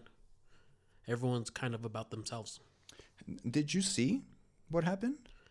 I saw a picture, I think, of him once, like in the hospital. In the hospital? Let me show you how... It's video time. One day we're going to figure out how to play these videos for the audience. Oh, I'm going to do it. I'm going to spend... Link? Yeah, no, dude, I'm just going to... I'm going to download the clips Oh, okay. and I'm gonna sync it up with the video. I'll try. Cool.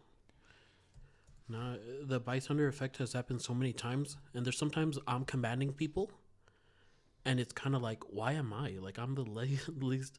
And it's like, well, you're the one that could actually, you know, tell people, you need to go do this, you need to do that, you need to do this, you need to do that. Where everyone's like, what's going on? What's going on? What's going on? What's going on? They panic, and it's like, in critical situations, you can't panic. You have enough time to panic afterwards. Keep it going. Keep it going. Yeah, so he's looking up the fight on whatever. Oh, well, he brought it up. Was taken to Del Sol Medical Center Monday morning, where he's now in critical but stable condition. Last night he woke up. He was able to recognize my uncle, so we were very happy about that. He has I think they're gonna show the clip here. injuries and back injuries as well. So we need to be off our streets. Hoping for justice, Look. and most importantly, for Jose to continue progressing in his long road to recovery. Jose's gonna make it. He's strong. That's when he got his black belt. He's a fighter. He's gonna fight through this. He's gonna make it. He's gonna be okay. They didn't show the full clip. The other two victims that were Just they were just ganging on him, you know. Yeah, but you saw two commotions. One of them by the car, that was the guy that was getting beaten initially, and then on the other side by the actual building, that was my coach, you know. But it was like he was trying to be like, hey guys, like fucking stop, and somebody just grabbed him, pulled him to the ground, and they all just jumped in, you know. So it's disgusting, man. It's disgusting that we're talking about honor, and here we have these hooligans who have zero honor, you know. Well, it's a weird thing because you would expect young, male, vibrant, have some type of honor, some type of respect. It's kind of like, what are you fucking doing here, bro? Like, you're beating up one guy, all 8 of you. There's no honor in that. But they don't care about the honor, you know. It doesn't touch their soul to be honorable. Instead, it's I'm sure they're. I beat the fuck out of him. Yeah, I got a lot of good hits. I got a, you know. One of the guys actually like posed to the camera and he busted his fake ass chain. He's like, look at me, you know, like they were proud of themselves, you know. And it's like, really, dude, really? Like 1-on-1. I bet you if they would have all gotten in line 1-on-1 against him, no fucking way they'd be fucking showing off their chains. No, that's why they did 8-on-1. They'd be signing up to be his students, you know. I fought this guy. This motherfucker's a beast. Yeah. You know, I'm telling you, 1-on-1 against all those motherfuckers, they would have bit the dust. Yeah, that's it is what it is, you know, because it's whenever it's fair, then things change. But you make it unfair so that you could win. But what's the point of winning if it's unfair? It's playing Monopoly, but you know, taking extra money from the bank. You didn't have skill. You didn't have nothing. You just snaked your way through the system. Yeah, like for example, if there was because I remember there was a time in high school or maybe afterwards, but it was definitely like in a educational environment. Somebody was acting fresh with me, you know, and everybody was like, "Oh, dude, like I don't know how you just took that like that, you know? Like I would have been pissed. I would have sucked them in the face." And I explained that to them. I'm like, you have to understand that his anger towards me, it's not towards me. It's whatever the fuck he has going on. And I can recognize that. I am not gonna attack him. I'm not gonna get physical or even offended for that matter when I know that it's not me who's the issue. You know, he's got his shit going on. He was a weird kid, you know, he was getting bullied a lot, you know. I was actually nice to him, you know, but I guess he just felt attacked from everybody. So he attacked me, but I was like, you know what, whatever, you know. But in my mind, I'm like, yeah, of course I could have fucked him up if I wanted to.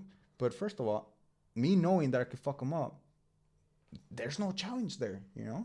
Yeah. So I'm not proving a point there. He probably knows that more than anybody, you know. Yeah. But I guess my point is, man, sometimes you just have to like allow people to have the W, you know, because it's not you beating them at whatever game they're playing. It's not gonna bring you any more fulfillment, honor, or happiness, you know. It's you taking it personally and trying to mend the wound, the self-inflicted wound, you know. Yeah. That's the problem. I hope, like the firefighter guy, I hope he looks back and says, "That's shitty. Fat Mick Obese over here had to stand up against me. Like, what the fuck am I doing with my life, you know?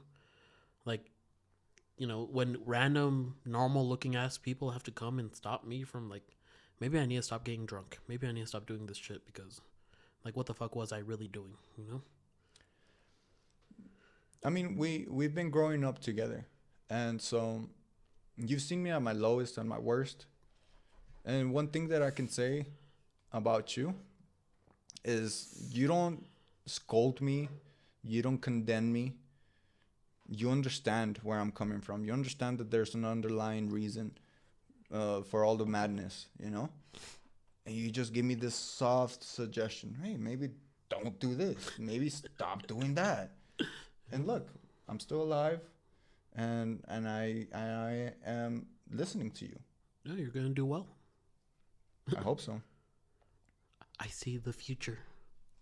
I see all things. Hey man, if I'm doing well, everyone's doing well. How'd you know it's the first one? Come on.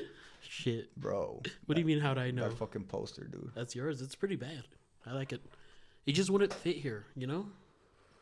It's too Weibo. What is Weibo? Weibo, like, oh, my sensei told me to do something and I'm gonna get a waifu who has big titties. And it's like the anime dweeb guy, you know? I am an anime dweeb. Yeah, but it doesn't fit on the podcast, you know? Yeah, the studio is very, very elegant looking now. Oh, by the way, guys, please let us know what you think about the backdrop now. It's fucking green. Kind of green. It is green. What the fuck you mean, kind of? Yeah, that's good. I like it. That he didn't sound sure. Maybe not this wall. Bro, it's because I fucking tried to graffiti it, you know? But we'll fix it. Cool. And whenever we do, we need to, like, cover shit. Yeah. Because the paint does get on everything. Really?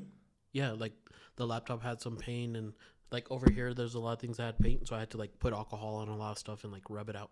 Oh, dude. I just need to get some, whatever it's called. So like, it oversprays all over the place? yeah, like, all this dust, that's not dust. Most of that is, like, the green paint particles. Alrighty, guys. So now you know. Don't fucking spray paint the inside of your home. You roll it up. Yeah, but it takes so much longer, dude. With the fucking gun, just. Okay, I'm done. Yeah. And it's fun. Yeah. You're like, yeah, fuck you. Like I unscrewed the outlets and I was like right there cleaning them. So it comes off easy, so who cares? Okay. Yeah, even like on the floor and stuff. It was all green and I played it out, so it ain't bad. I was gonna stay a little bit longer so I could like put up the checkered wall, but On that I couldn't find the. on that day I was like pissed off because it wasn't going good. It was supposed to be the day that went good and it wasn't. I was like, and that's why I texted you. I was like, should I come back and we just? Bro, you shouldn't have left to begin with. Well, that first ride was really good. But that was about it. Yeah, the rest of the night was like,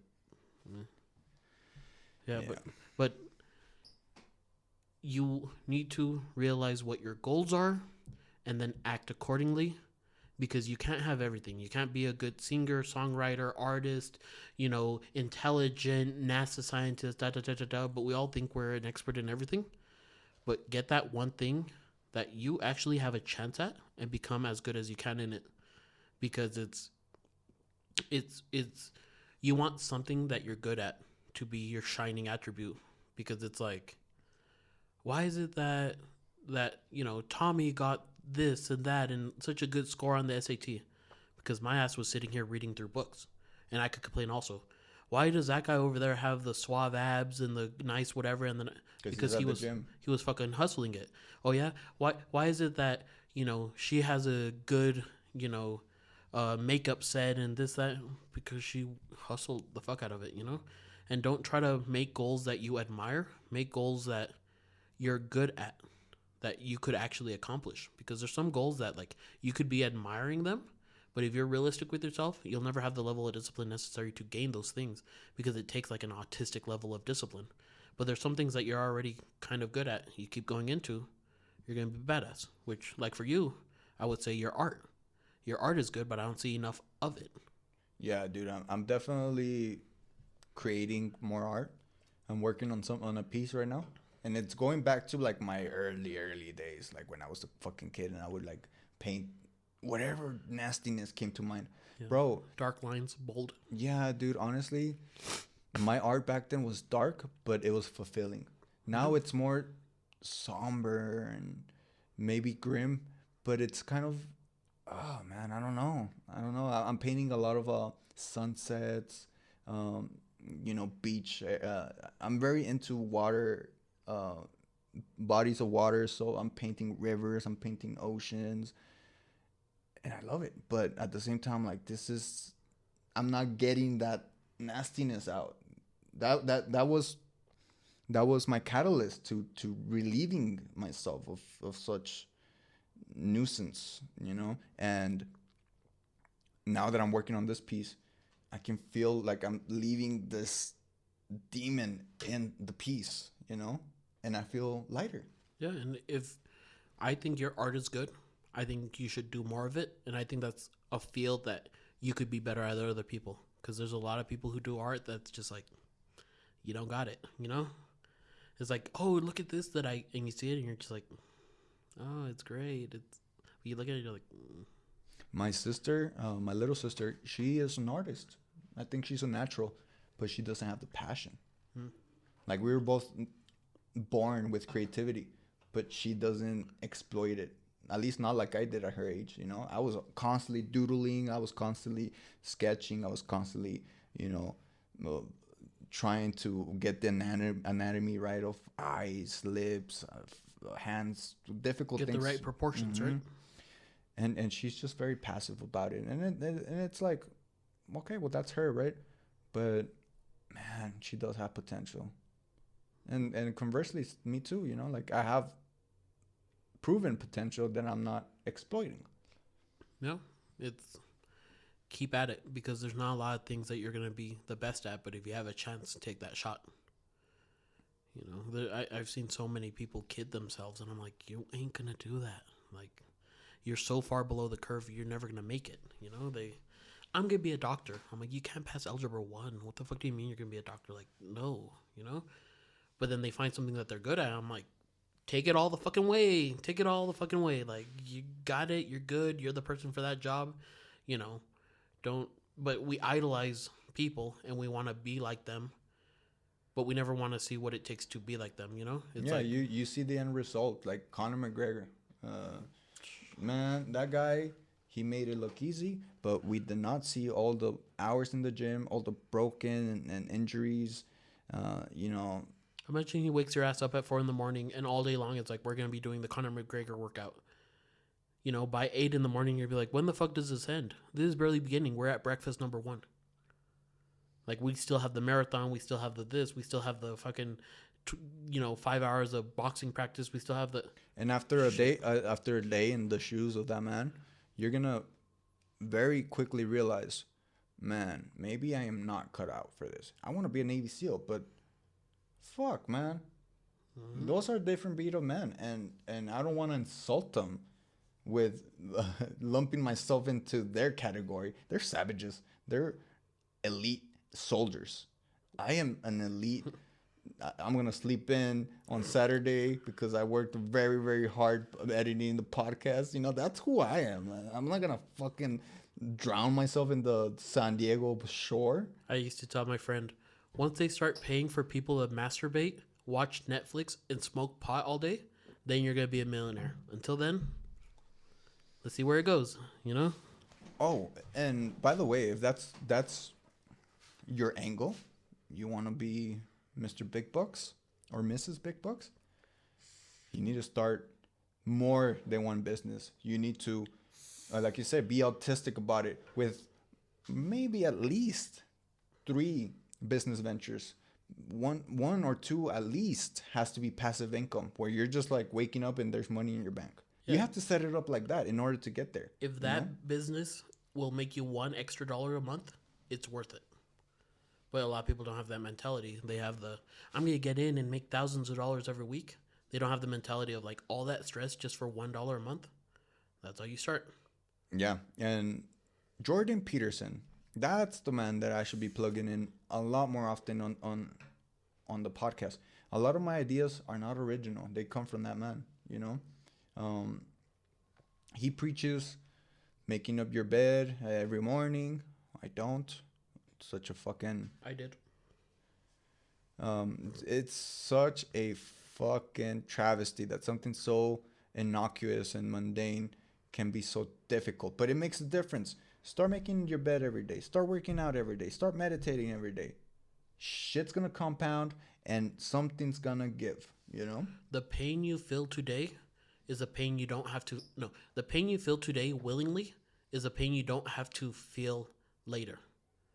So if you work out your back a lot, you're never going to be an old person who's like, my back, if you work out your cardio, if you work out walking, if you work out anything, you won't be the old person that can't stand up, can't do this, because you've done it your whole life.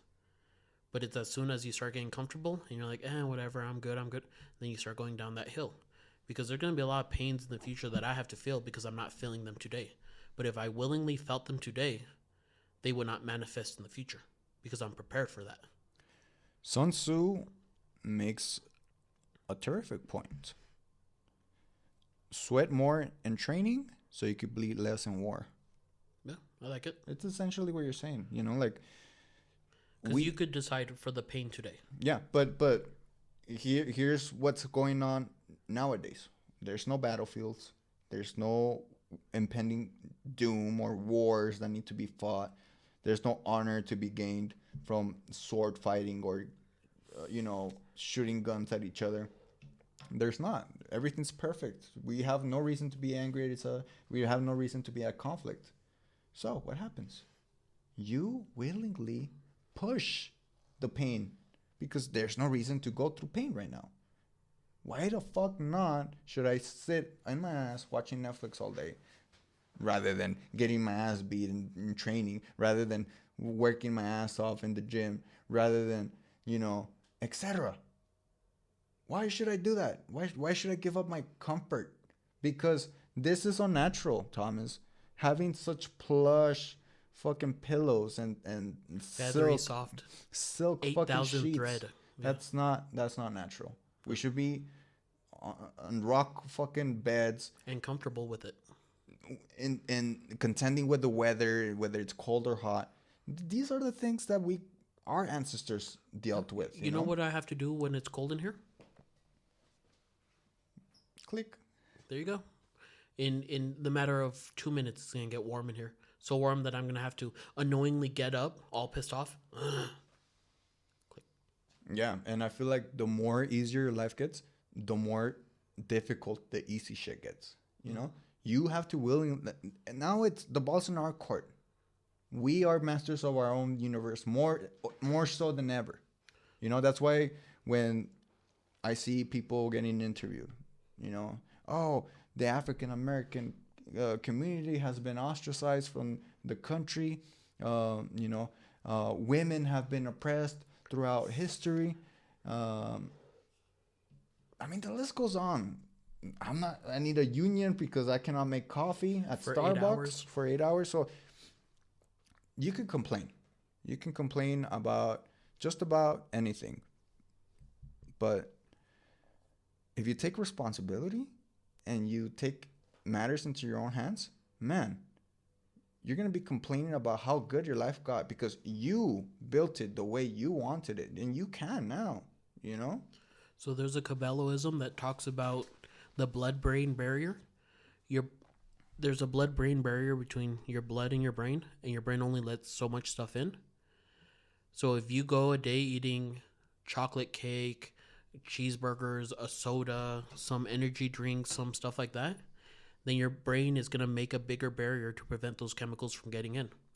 But if you refuse all that and don't take it and don't take all the Cokes and all the sugary stuff, when you eat something as simple as a plum, the most delicious plum you've ever had, because your body is going to let that chemical go in and it's going to be super pleasurable. But what you let in, if you let too much of it in, it won't hit you anymore. So if you're constantly... Well, with the energy drinks, man, I could stop drinking for a week and then I drink one. I'm like, fuck, who invented this? It does it, right? This is the best. But then after that, I'm like, okay, this worked. I'm gonna do it again tomorrow, and then the next day, and then by the third day, I'm like, fuck, I'm still feeling like shit, and I just drank 2 energy drinks. Yeah, does it take 3? It's like, no. What it takes is your blood-brain barrier to relax and actually need those chemicals, and it won't relax until you let off. There's Pornography is the same shit too, right? well, yeah, because it's like the Michelin cake. It's like this girl, she might be a 3, but you could have been attracted to her some other day. But since all you see is 10 out of 10s, because why would you look at, no one's a good popular trend in porn is not like average looking bitch, sloppy looking fucking titties. Like that's not a big porn category. It's like double D, perfectly firm, perfectly whatever, Photoshop for. So your brain is like, you need that much excitation to get to your brain to actually perform the deed that you want to perform. So when you get a girl who's 3 or 4, then she ranks down to a 1 in your mind. Yeah, and then on top of that, your mind's already conditioned to have a sexual experience in the third point of view, like third person point of view. You're a spectator, you're a viewer, you're not a participant. You're just a fan watching everything unfold as if it were a football game. Just because you watch football doesn't mean that you're a fucking world star quarterback or whatever the fuck, And, you could find yourself in bed with maybe not even a 3, dude, with the girl that you actually fucking been trying to hit up for a long time. It's like, fuck, man, I finally pulled this chick, And then she's in bed, naked. She's turning her around. Oh, come on, man. And she's like, what's going on? She gets insecure. She thinks she's ugly. Mm-hmm. And it sucks because it's obvious that it's not them, it's the man, but it gets awkward. I've made that analogy not with porn but with jokes, because when you have nonstop YouTube best comedians ever, jokes that are on point, perfectly timed, perfectly everything, you're scrolling through TikTok and all the funny little whatever, when your friend comes to you and steps out of his comfort zone to try to give you a joke, and you're like, they're like, ah, shit, I'm not that funny. I'm not that. Maybe I won't joke with him. Maybe I won't. Because you're not feeding him the reaction that is proper. It's like, he told a funny joke, but it's not funny as the 10 hours of fucking YouTube clips that I saw right now. So now he feels like less of a person because he's like, I stepped on a limb. I tried a joke. That was pretty cringe. That was pretty lame.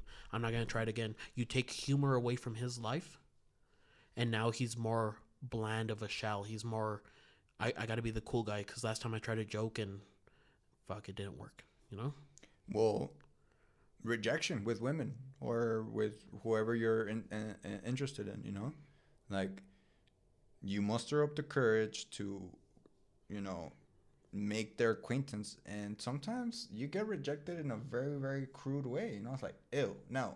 You're like, it's okay, and then you turn around, it's like, it's not okay.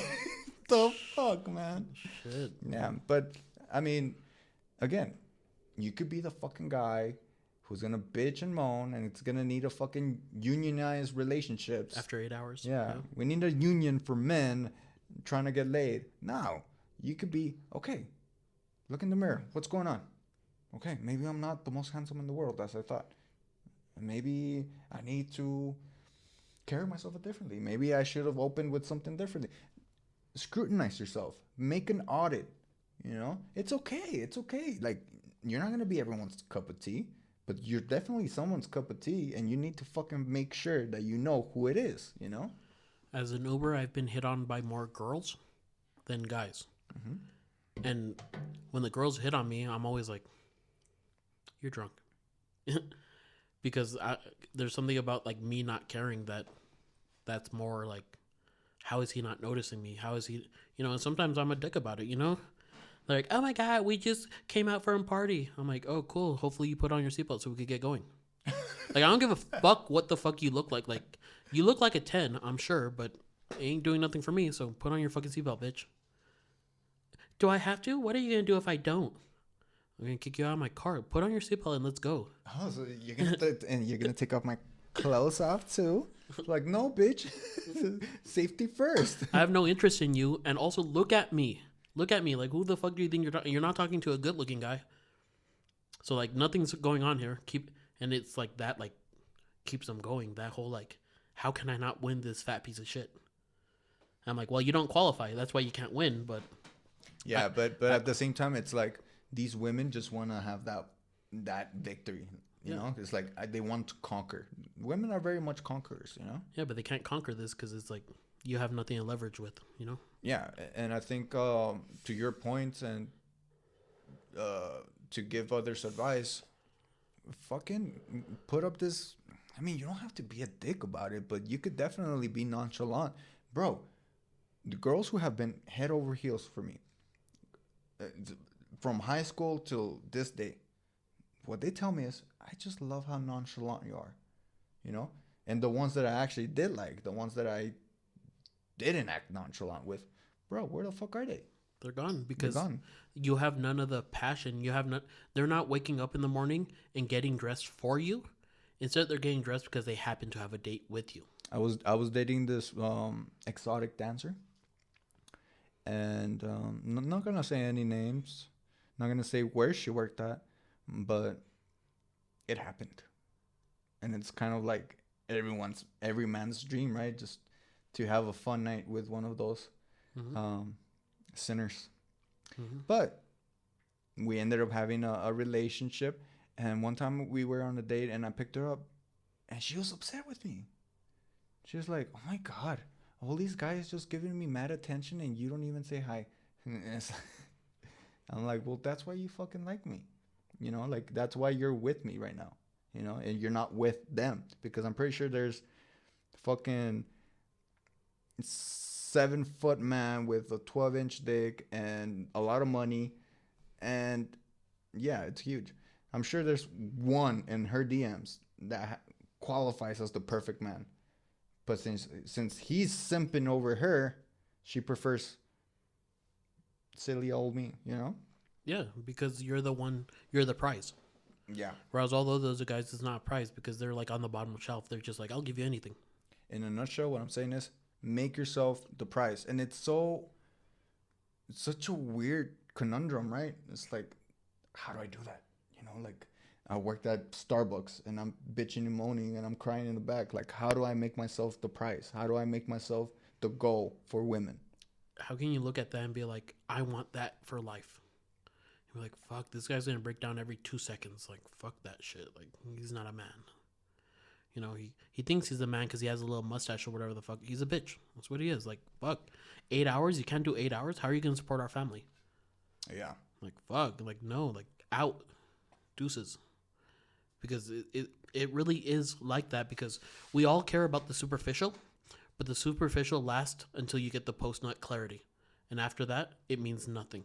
And then you start contemplating, like, what the fuck am I doing here? Yeah. You know? So for men, we're gonna idealize the woman until we finish with the act, and then we see them for who they really are. Hey, maybe she's not as hot as she is. She is clarity. She's definitely not as clever as I thought. She's definitely not as funny or interesting. She's just another person, you know. If you could have it anytime you want, it's not going to hurt your blood-brain barrier as much as if you restrain yourself and wait and wait and wait, and then when you have it, it's good. But if you're having a bomb-ass energy drink every 2 days, it's not going to be the good that you want. Yeah, your wiring's gonna be burnt out, you know. But you know, going back to this situation, I'm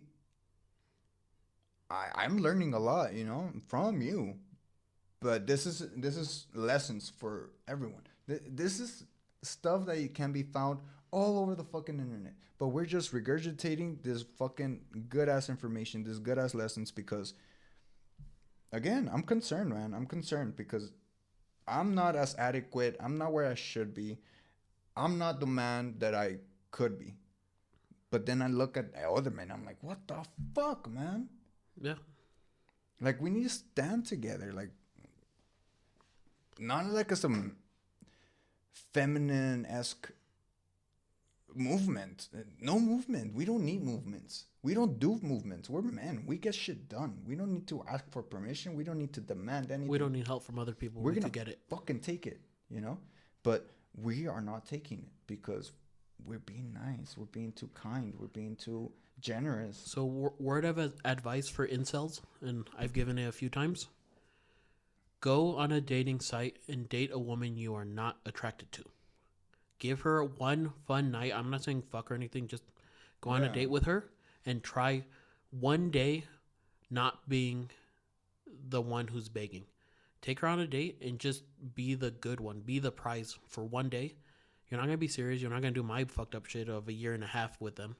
But one date, go out with a woman and you're not attracted to her, so you're not going to be simping all over her. You treat her nice for sure, but you know, you see the change of the power dynamic and you'll see her cues and you'll be like, a girl's never given me these cues before. That's crazy. What am I doing right? Well, you're not giving a fuck. Dude. You know? So I did exactly what you're saying. You've done it? I've done it, dude. Woo woo, thank you. There was this one girl who was head over heels for me, dude. And I was obviously not, you know? Mm-hmm. Mainly for that reason, because she's into me and she's very overt about it. She's not wooing me. She's not seducing me. She's just trying to, well, she wasn't trying anything, but it was obvious, you know, she would invite me the way she would text me, you know. So one day I invited her on a date, like an official date, you know. I'm like, I'm going to give her a chance, you know. I'm going to see where this goes. I don't know if it was the nervousness or just not the lack of compatibility, but man, was it fucking awkward, man. Like I was trying to do the podcast attitude that I have, because I could be me, dead fucking silence. You don't talk, I don't talk, right? But I'm like, okay, I'll try to, what are your interests? What is this? What is that? Fucking, she is as shallow as it gets. So I'm like, okay, you don't have the looks. You don't have the mystique. And now you're not even interesting. So it's like, I'm trying to help you out here and you're not helping yourself. Mm-hmm. You know? And you know what ended up happening, dude? Very odd. So I'm talking to her and we're trying to muscle through this fucking date. And our server doesn't come back. A chick comes back and she's like, hi, my name is so-and-so. I actually do remember her name. Hi, my name is so-and-so. And she was fucking fine, dude. She's like, I'm gonna be your server from now on. And I'm like, I see you, bitch. You're trying to fucking. I see what you did there, you know. But I was like, I'm with her, you know. I'll be cool, you know. But I don't know, man. I think with this chick, she saw who I was with, and I don't know. I guess she just wanted to like fuck with. I could win his ass. Yeah. He's with that ugly ass bitch. I'm better than that. She ain't even all that. Let me win him over. Yeah. It feels good being pursued, and I mean I've done it before myself, and it feels good because it's like, you know, the date ends and the other person's like, can I come in? I'm like, no, like, fuck off. And then like after I close the door 1 minute later, I had a really good time with you. It's like, fuck. You know, like, you're the one playing the game, not me. Like, I had I'm the fisherman reeling while you're the fish flailing. There was this other girl. I actually liked her, but she was quirky as fuck, dude. She was weird, and I bought her a burger. Dude. I took her out to eat, and she got a burger, dude. I'm okay, look, the jumbo size burger. Again, dude, I'm not weird like that. You could eat whatever the fuck in front of me. I'll pig out next to you. Yeah. But she's like chewing with her mouth open and talking to me at the same time. And she fucking drops the bomb. Oh yeah, I'm schizophrenic. I'm like, what the fuck did you just say? And now again, my podcast persona comes in. So how is life? Oh, that's dealing interesting. With, Tell me about your schizophrenia. How is it dealing with? Because in my head, I'm like, bro, is it even legal to have sex with you? Yeah. So needless to say, I did not have sex with her. yeah, I just didn't know what the parameters were there. You know, I didn't know how off the wagon. I didn't want to be the. I didn't want to feel in the end like, did she want to? Is she crazy? You know what I mean? Like, Yeah, am I using her or what? exactly. So we made out, and it was awkward, dude. I'm not feeling it, dude. I'm not feeling like, and especially because she just told me that. I'm like, man, fuck all this shit. This is above my pay grade. This is above my pay grade, yeah. But it demonstrates to you like how you should be acting in normal. You know, I'm attracted to her, she's attracted to me situations, because those things are more desirable. It's not very desirable for a man to be begging you for attention and saying, I already got him. Yeah, it's sad, dude. It's sad when you're at that point, right? But that's how you learn, dude.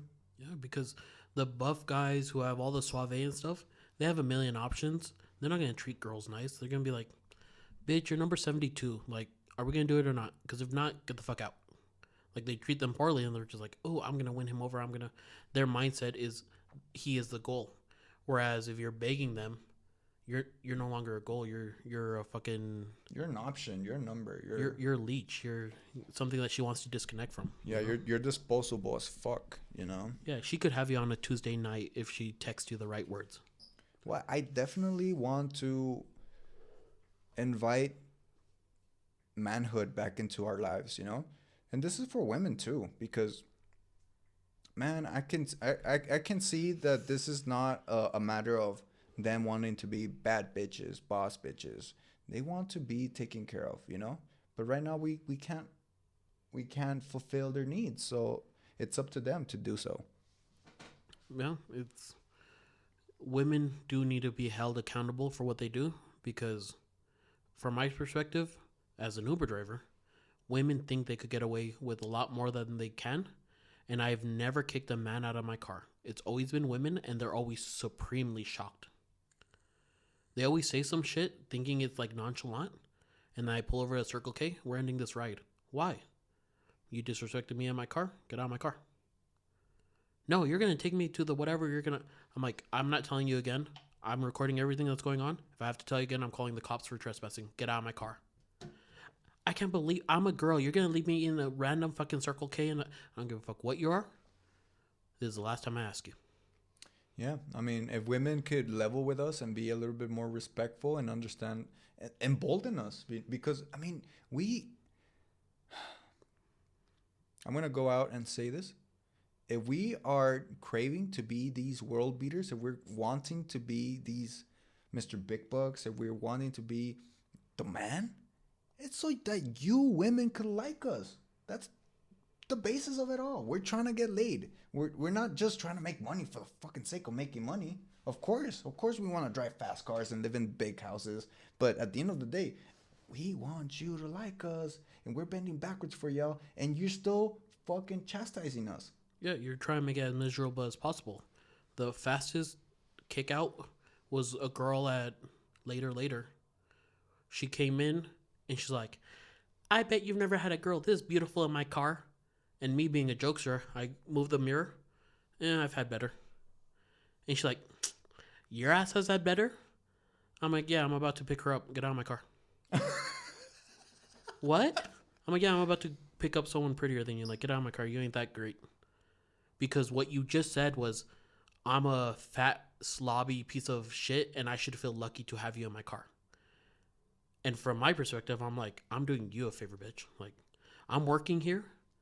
You know, you're paying me, but you ain't shit. Like, your big old titties and I mean, she was very, very pretty, but it's like, no, we're not going to start the conversation off with like, you're just a fucking fat dude. You're lucky to have someone as sexy as me. Because it's like, this conversation is not going to turn sexual, because then I'm going to get fucking fired. Thomas, it's because at the end of the day, it goes back to what I'm saying, you know, like the incentive that we put on ourselves to be great is pussy.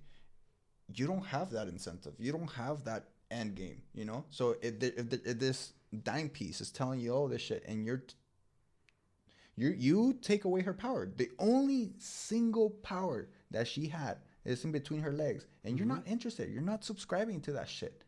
Yeah. Whereas probably me, I'd be like, oh, you, oh, you're right. Yeah, know? and that But you know what's funny? If I would have done the same shit, maybe not kicked her out of the car, she would have probably been interested in me. You know, she would have been like, oh, conversely with you too. You know, like she would have been like, oh, what the fuck? Like, who is this guy? yeah, and Why is the goal not his goal? but if you did it backwards, some good ass 10 out of 10 looking dude, muscles everywhere, gets into some girl's Uber and says, "I bet you never had a guy as handsome as me." She'd be like, "What the fuck? That's sexual harassment. Get the fuck out of my car." But when I do it, it's like, you kicked her out just because she said a joke? Like, and it's like, yeah, but the implications of the joke is like, my sexual prowess is gonna give me special benefits and I'm gonna get to do whatever the fuck I want. And I'm like, not in my car. Like, fuck Well, I off. mean, Thomas, you're in. I mean, you're in your right to do whatever the fuck you want in your car. You know. Mm-hmm. And who am I to tell you how to conduct business? You know. It's money lost, and it's a choice that you made. Bravo. You know, you kept your honor, you kept your integrity. You didn't allow somebody to weaponize what they consider to be beauty. You know, beauty should not be weaponized. It should be admired.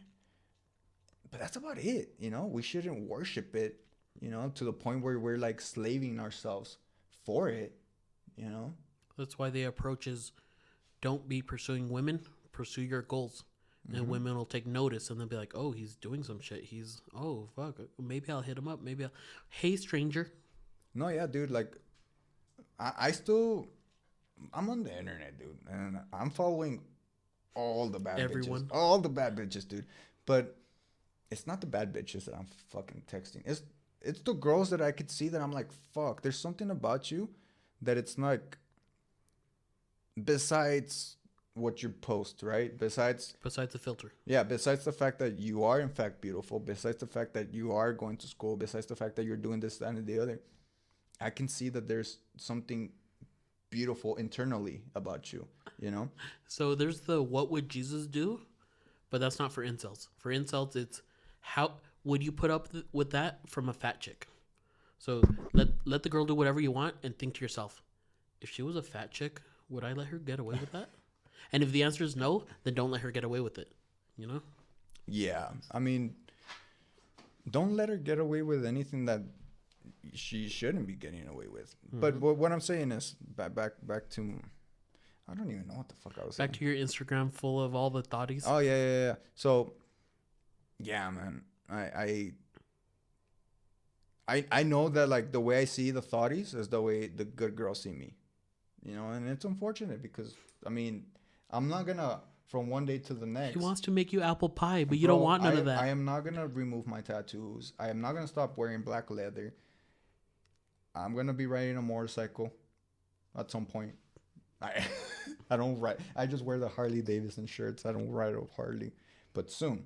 So, bro, I'm a fucking bona fide rebel, you know. And women, mature women, because in high school that's fucking hot, right? That's fucking the bad boy with the leather jacket. Yeah. Sign me up. Let me take a ride on that. Yeah. But now they're like, this guy's a fucking wild card. If I get involved with him, he's gonna ruin my life, you know. Yeah. But I'm thinking, okay, fuck all that.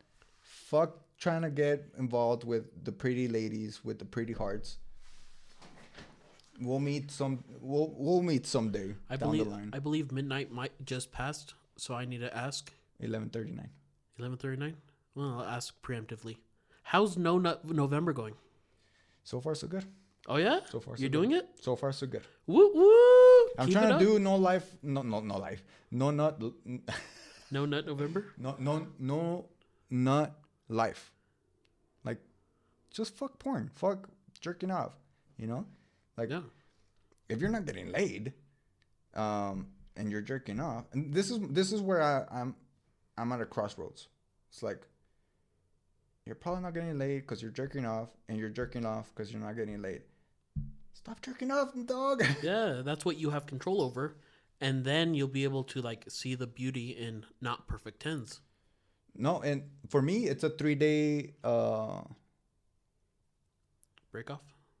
Yeah, so for me to get back to my genuine, like you say, suave self, it takes 3 days after the naughty act. Yeah. So the first couple of days, I'm like, fuck, man. I feel like my mind's foggy. I feel groggy. I feel low energy. I see a pretty woman, and I don't have the fucking balls to fucking go up to her and tell her how fucking in love I am with.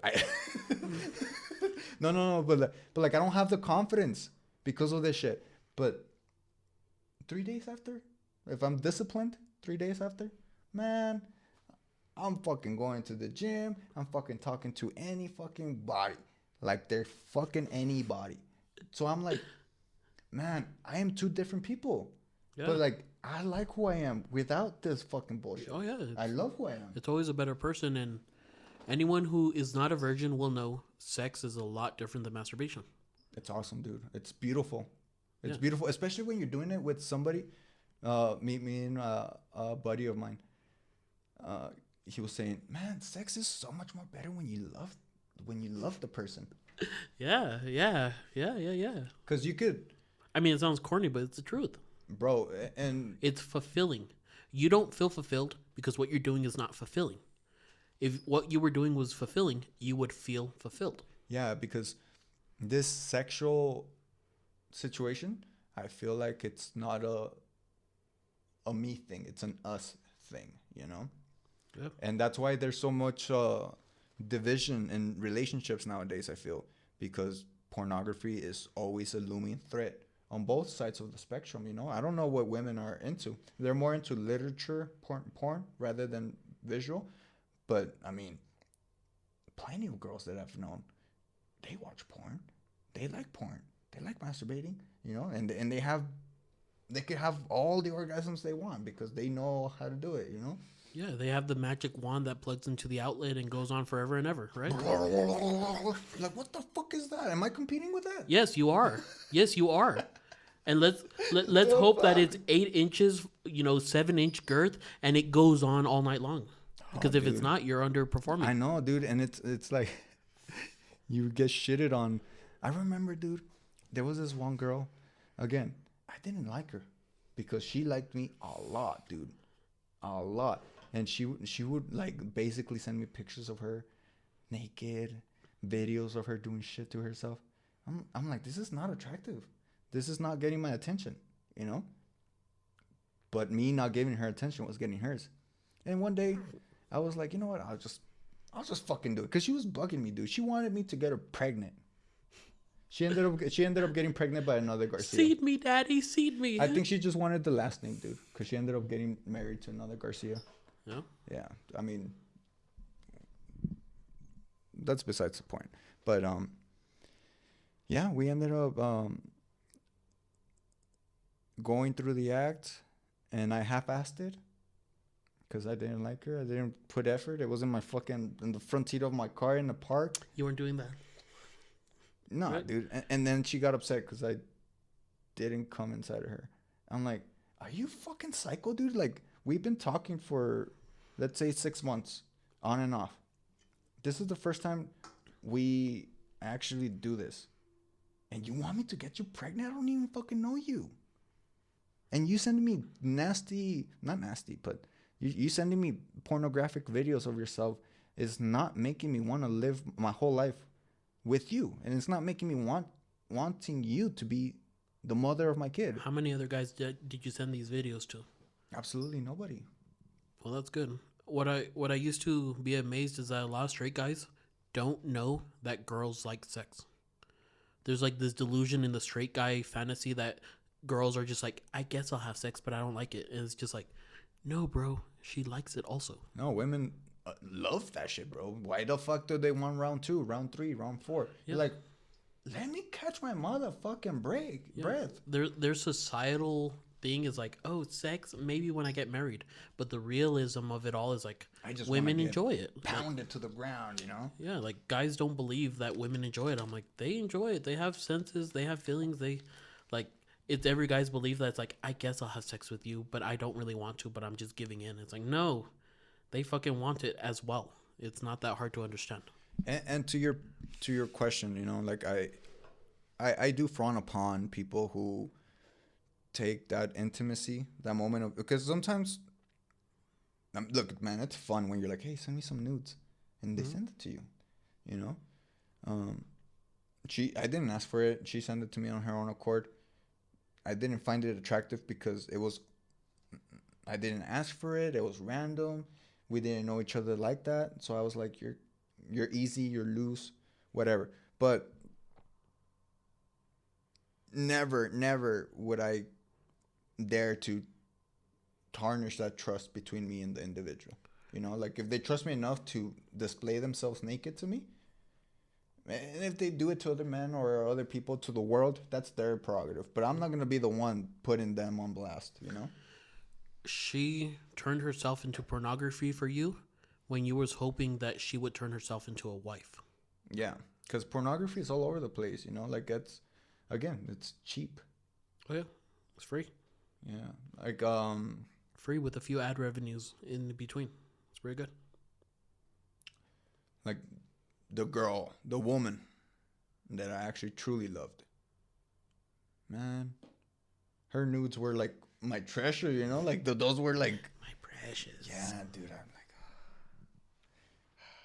you're so beautiful. But again, like I loved her and I didn't love the other chick, but at the end of the day, the situation is the same. So, as a gay man, I've been with men who are above my league. You know, guys who work out, guys who look good, guys who have money and stuff.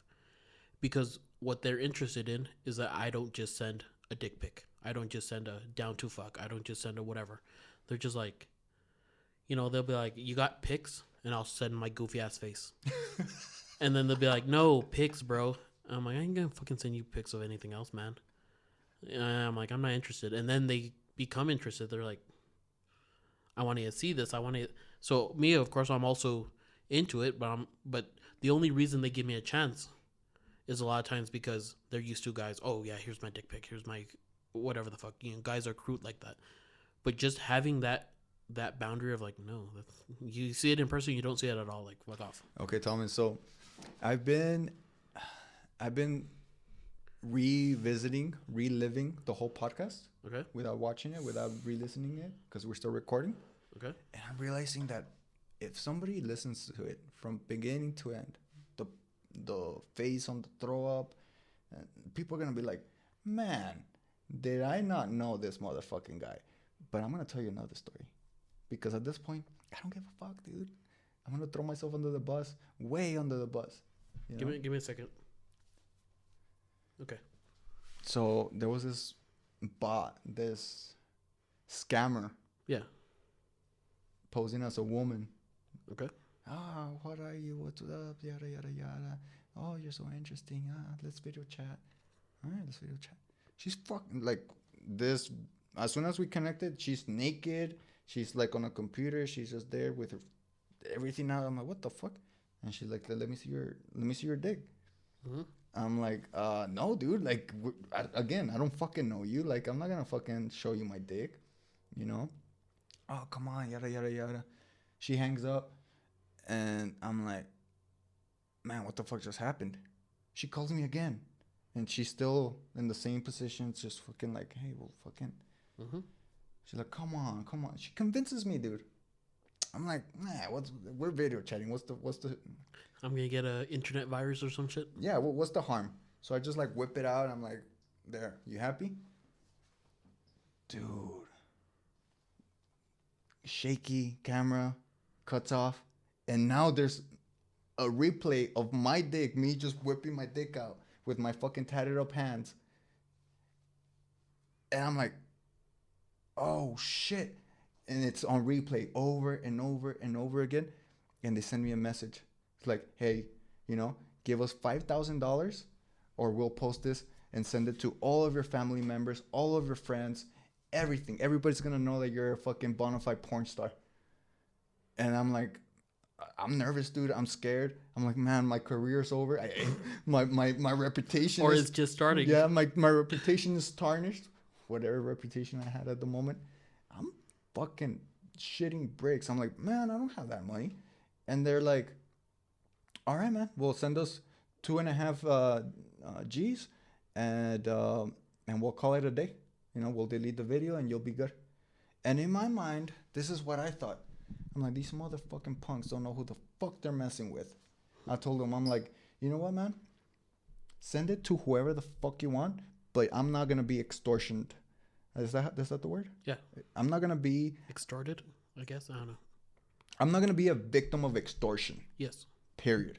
Yes. I'm like, and you're not gonna get one dime from me, because who's to say that I don't send you whatever amount of money I can muster up, and you're still gonna be fucking. Of course. I'm like, dude, do whatever the fuck you want, but you're not getting shit from me. Mm-hmm. They didn't send anything to anybody. They didn't nothing, dude. Because they don't want to be sued, and you were consenting to that interaction.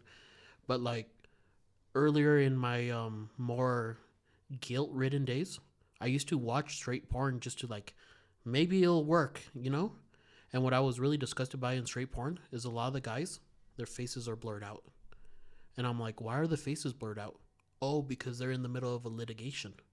They got tricked into this fucking video, and now it's out on the internet, and they have to blur out their faces so they don't get sued.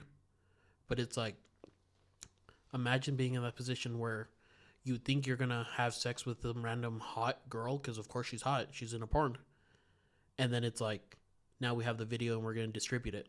Well, I don't want to be in a video and distribute it like that. Sucks for you. Well, you better not use my identity. We'll blur out your face, but we still got your body. Yeah, and if you and like me, I have markings, like I have tattoos all over my body. Yeah. You can, even if you blur out my face, you could identify who the fuck that is. Yeah, special tattoos, for sure. My guy. In that moment, I felt like a fucking gangster, because I was like, I might be the first known porn star of my family, but I fucking stood up to these fucking punks. I fucking let them know what's what. I let them know that my dick is not worth $5,000.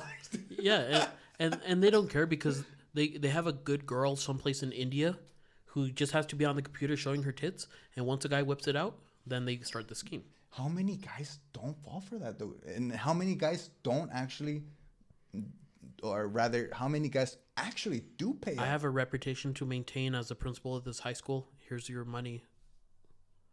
Dude. But I told him, I'm like this fucking welder from God knows where. My hands are fucking tatted up.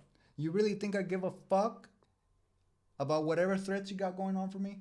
No, I don't fucking care. And they don't care either, because the second they disconnect from you and the game's up, they'll go to the next guy. Yeah. And the next guy and the next guy. Yeah, so I had that in my favor as well, because if I was the only golden goose for them, they would have probably gone full blast and put my dick on the internet. They're afraid of litigations, and there's a lot of guys out there who will be like, man, come on, don't do this. I only have $200 in my account. Well, Okay, bro, well, send over the $200 and we'll talk later. Yeah, and I didn't want to play that game with them, you know? And so another moral for the story is, please don't be whipping out your fucking dicks on camera. It's so fucking sad. Sad that people are getting scammed like this. I mean, not everyone's in the position that I am. I have nothing to lose. Yeah, a lot But of like people I have said, everything. a school principal who's just who's lonely, I'm going through a divorce, and there's this hot ass bitch on the webcam saying, "Hey, the show's gonna continue. Just participate." I'm gonna send the video of your dick and the girl to your wife, and the text chat. Yeah. What now? Well, I mean, if you have a wife, you shouldn't be doing that. But I mean, yeah, Come on. that's where you're at. And of course, you're gonna be fucking pulling out shit from your savings, and your wife's gonna be, "What happened here?" It's like, "Oh, I'm just investing on cryptocurrency," and it's in reality, I'm just trying to save us face No, from humiliation. When I used to have Facebook, there would be people that I'd have to message up like, "Hey, bro, you're posting porn on Facebook." No, I'm not. I'm like, yes, you are. Like, I know what you were looking at, and you accidentally pressed the share button. Like, fix that shit. And then they like delete it real fast. No, it must have been hacked. It must have. Bro, 2 a.m, and you like immediately responded. We know what the fuck you're doing. Like, but just know that shit. Fuck. And I mean, I'm saying this because I want to remove the mystique out of all of this shit, because that's the problem. We're putting too much. You told me this. You told me your problem is that you're taking something that should be fun and you're making it too serious. You're making it such a you're condemning yourself. Mm-hmm. You know, of course it's some beta male shit to be masturbating behind the screen, but it is the reality for a lot of young men or even older men. You It's know, the best that they're gonna get yeah, because they're so addicted to porn. They don't have like the audacity to pull up to an actual girl and be like, "Hey, what's your number? Hey, what's your play game?" They don't want to play game. Why would you play game when the game's won right there? You just have to put a few keywords in. yeah. But if you're not ashamed of your sexuality, if you're not ashamed that you actually do want to have sex with whoever you want to have sex with, man, that's liberating because now you can fucking be honest with the person you're speaking to. You're not like, oh, I bought you some flowers so you can make. No, I got you these flowers, and then afterwards I'm gonna take you out to eat, and then afterwards I'm gonna eat your ass. You know? Okay, I don't know about that far, but shit. Yeah. I'm taking it a little bit too far, but Yeah, for sure. It's a strange place to be in because you have access to all these great fruits that none of them taste sweet. yeah, and I think that's kind of like it's so redundant, this biblical paradoxes, you know? Forbidden fruits, huh? Why is that story so prevalent? Why is that the first major story of the history of humanity, according to the Bible? Because temptation will always be there, and you know what the forbidden fruit is. Yeah, of course. We're all adults. We're not ignorant to that. We know what the forbidden fruit is, and we maintain this attitude where it's not forbidden. It's just it's, And the second that they take of it, the punishment is childbearing, and the man has to work hard. yeah.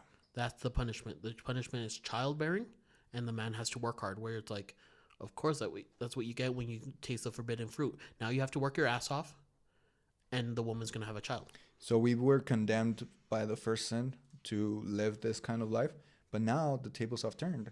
Now women are working hard and men are being bitches. The problem is men cannot bear children. So yeah, this is fucked. We need a 180 this fucking situation. You and I need to man up, put on our big boy pants. Starbucks kid. Yeah, he's a different story, but I have faith in him. I'm sending him all the best wishes. Like, excuse me. I was laughing at him, and I was making fun of him. But I think I'm coming at it from a friendly point of view. Like, if you were my friend crying like that, I'd be laughing at you. I'd be talking shit to you. But because you need that. You need to know that you're acting ridiculous. You know? Yeah.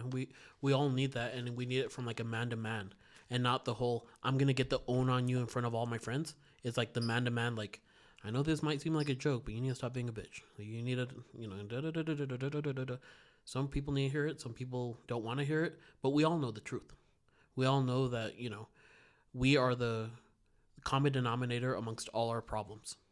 Absolutely. Yeah, absolutely. We need to fix it. And those things that we want, it's like, you want it. Do you deserve it? I deserve everything. No, you don't, bitch. Do you deserve it or not? Did you put in 5 hours playing video games, or were you the asshole 22 hours in? And there's video like they do the girl dirty because he's like right there playing, and then he like knocks out, and every one of the girls' outros is like, "Well, thank you for watching the stream. Have a good night." While he goes all the way to the point of fucking passing out on the keyboard. Yeah. Well, he deserves more pay because fuck, he does it. And what does a girl do? She kind of plays video games for fun for 5 hours a day. Yeah, I mean, she should be happy that she is getting paid for playing video games, you know? Well, why is she getting paid? I can tell you why. Yeah, why? Well, I know a lot of girl streamers. Mm-hmm. They're all fucking hot, dude. They're all fine as wine. So can you imagine a gamer girl who is so gorgeous that you don't even believe that she's playing games, and she's kicking your ass online? And yeah, I'm gonna support you. I'm gonna send you 200 gold or whatever. She plays Call of Duty like me. Yeah, and I don't pass it by women that, because video games are fun. I'm sure a lot of these women are genuinely interested in the game, but for the most part, I feel like girls who are into cars, who are into video games, they are pandering to the men who like women that like that stuff. I like women who work on cars. I like women who know about cars. That doesn't make me feel any less, or it doesn't intimidate me. I like it. I like it because we have a shared interest, you know? And women, here's the game. You invite a guy over, he's gonna come because he's a fucking man. When he gets over, you serve him those fresh baked cookies. You serve him a soup that you made and you're not sure if the soup's good enough, but hopefully he'll like it. And then you lay down with him, give him a little massage. Do not have sex. Do not have sex. Do not have sex. And then tell him to get the fuck out. That's gonna make him crazy. That's dick. Yeah, wouldn't that make you crazy? Absolutely. I make some cookies and a little soup. I hope you like it. Let's cuddle. Okay, going back to the same girl, I didn't love her, but she was very close to the person that You I didn't did love her, but you could pretend you did. I thought I did at the moment. Okay. But I know I didn't now, because she was just the copy, the doppelganger for the person that I actually did love. But I remember when she asked me for a ride, and I was like, fuck yeah, like that's what I needed. I just needed some alone time with her. I'm like, this is so exciting. But I was like, okay, just put it through your head. If something happens tonight, dude, that's not the girl for you. If something happens tonight, that's not the girl for you. Because it wasn't even a date. You're just taking her from point A to point B, from work to her home. They're shooting. Something happened, dude. Something fucking happened. And I didn't listen to my advice. I didn't think in the moment, okay, you were right. She's not for you. Run this show until it falls, until the wheels fall off, and everything will be fine because you're not invested. No, what did I do? I get invested. I'm like, maybe she's not maybe she is a good person. Maybe she's just sexually exhilarating. Maybe I'm wrong. No, I'm not fucking wrong. I knew it from the get-go. If you have sex with the woman that you're into on the first date, you are not going to marry her. And if you do, you're going to have the worst marriage of your life. You're not the first guy who has had sex with her on the first date. Oh, yeah. And they're very good at saying, oh, it's only been you and so. What's my count? 2.5. Yeah, nah, yeah, bitch. yeah. And you're like, man, the way you just rocked my world, I'm sure you've had more experience. I've never done this before. Oh my Yeah. God, I'm so nervous. Yeah, dude. But, like you say, women like sex too, and if you have sex on the first date, and it's not to say that she's a fucking whore, but it's the first fucking sign, women who make you wait, women who actually have self-worth, man, that's the goal. And Go ahead. I feel the game's so easy for women, but they're still undesirable. And it's like, you have a winning hand. Play it. I'm going to be a bitch. I'm going to give him trouble. I'm going to be annoying. I'm going to waste his resources. I'm never going to say anything good about him. I'm going to tear him down. And I'm going to be the fucking boss in the relationship. And it's like, girl, like, he's your fucking workhorse. He'll go out and do all this fucking work just because he has you around. Like, cash out. Like, cash those chips out because you're getting older and less desirable. And they're getting older and more desirable. Like, Yeah. play the game already. And it's like I hate it because I see it all the time where it's like the man trying and the woman's like, yeah, well, you could have done this also. Mm-hmm. I'm like, you fucking bitch. Like, he's trying. Like, fuck off. And the guy's like, I'm sorry. I'm like, you too. You're being a bitch. That's why she doesn't fucking respect you. You should be like, you know what? You stupid cunt. Get the fuck out. Like, we're done,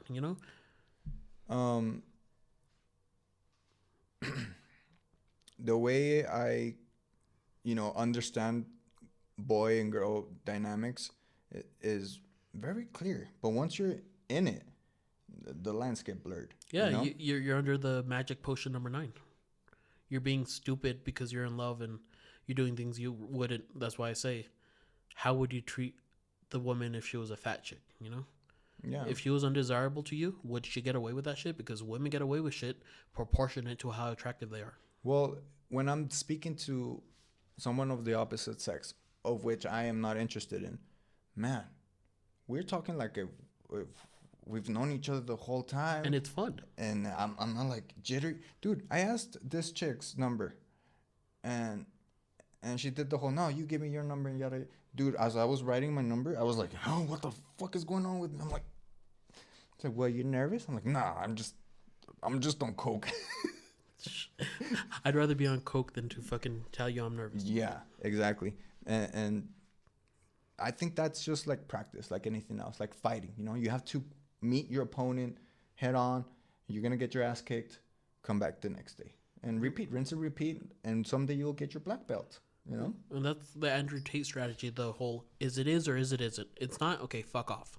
Yeah, man. And That's how it should be. To Andrew's and your point, you know, women are increasingly less desirable as time passes by.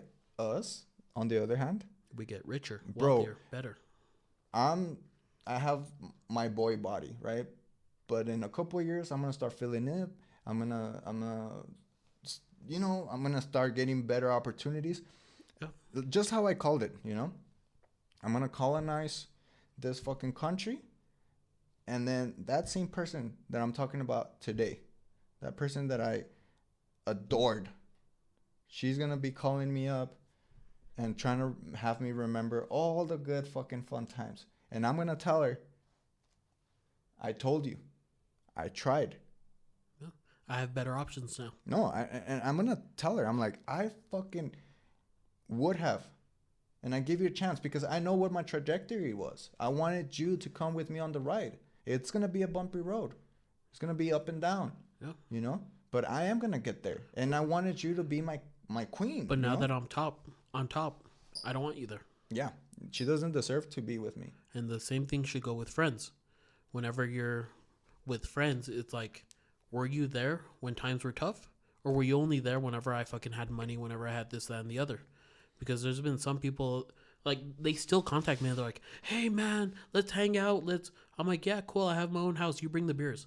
Oh, I don't have that much money. I'm like, this is a free ride for you, bitch. Like, no. Okay, no. Why don't we ever hang out? Because you never offer anything also. You are always like, oh, next week I got you, man. And you never got me, you know? Like, it's one of those, like, I'm aware of what's going on here, and I'm the stupid fucking asshole who's paying for everything. Like, once in a while, put your step forward as well. You know, it's all nice and fine whenever, you know, I come into some anything. But then whenever I'm, like, in the dumps, I'm like, you know, I need some help. I need some this, that. Oh, no, man, I'm busy. And I'm like, because you think of how far out of your way you go for these type of people. And these type of people are always never willing to even take a millimeter out of their way, you know?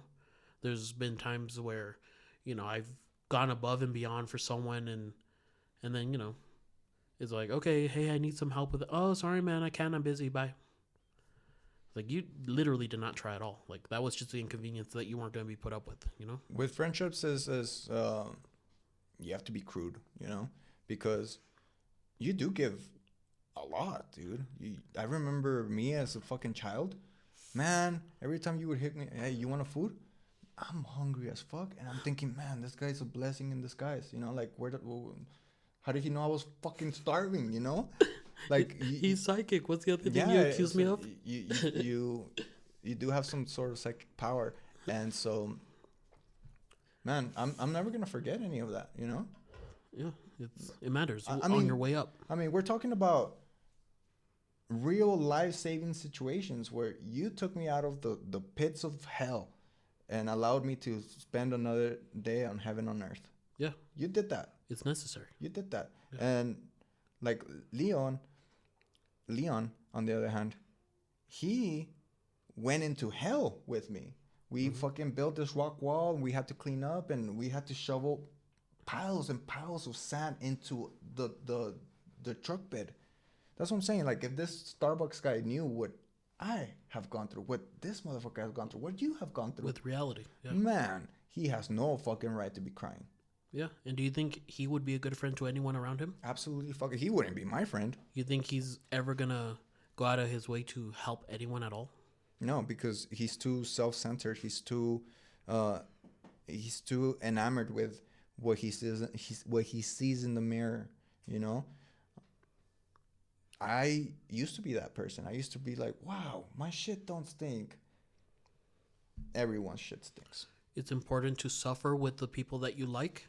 That's why it's important to invite your homies to the gym, to invite them to go do crazy Brazilian jiu-jitsu, whatever the fuck, to invite them to go do difficult things, not just we're gonna go have fun and have some drinks and party. Yeah. You need to invite them to like, hey, I'm moving, I need help moving, come help me out.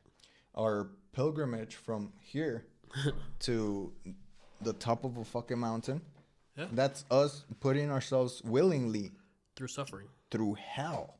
Mm-hmm. You know, man. I don't know, man. 120 degrees heat stroke. The shit people complain about nowadays is beyond me. You know, the race situation. Okay, fine. Yeah, there's racism that needs to be mitigated, but don't tell me that a black individual, an African American or a black American or a man of color, what the fuck am I?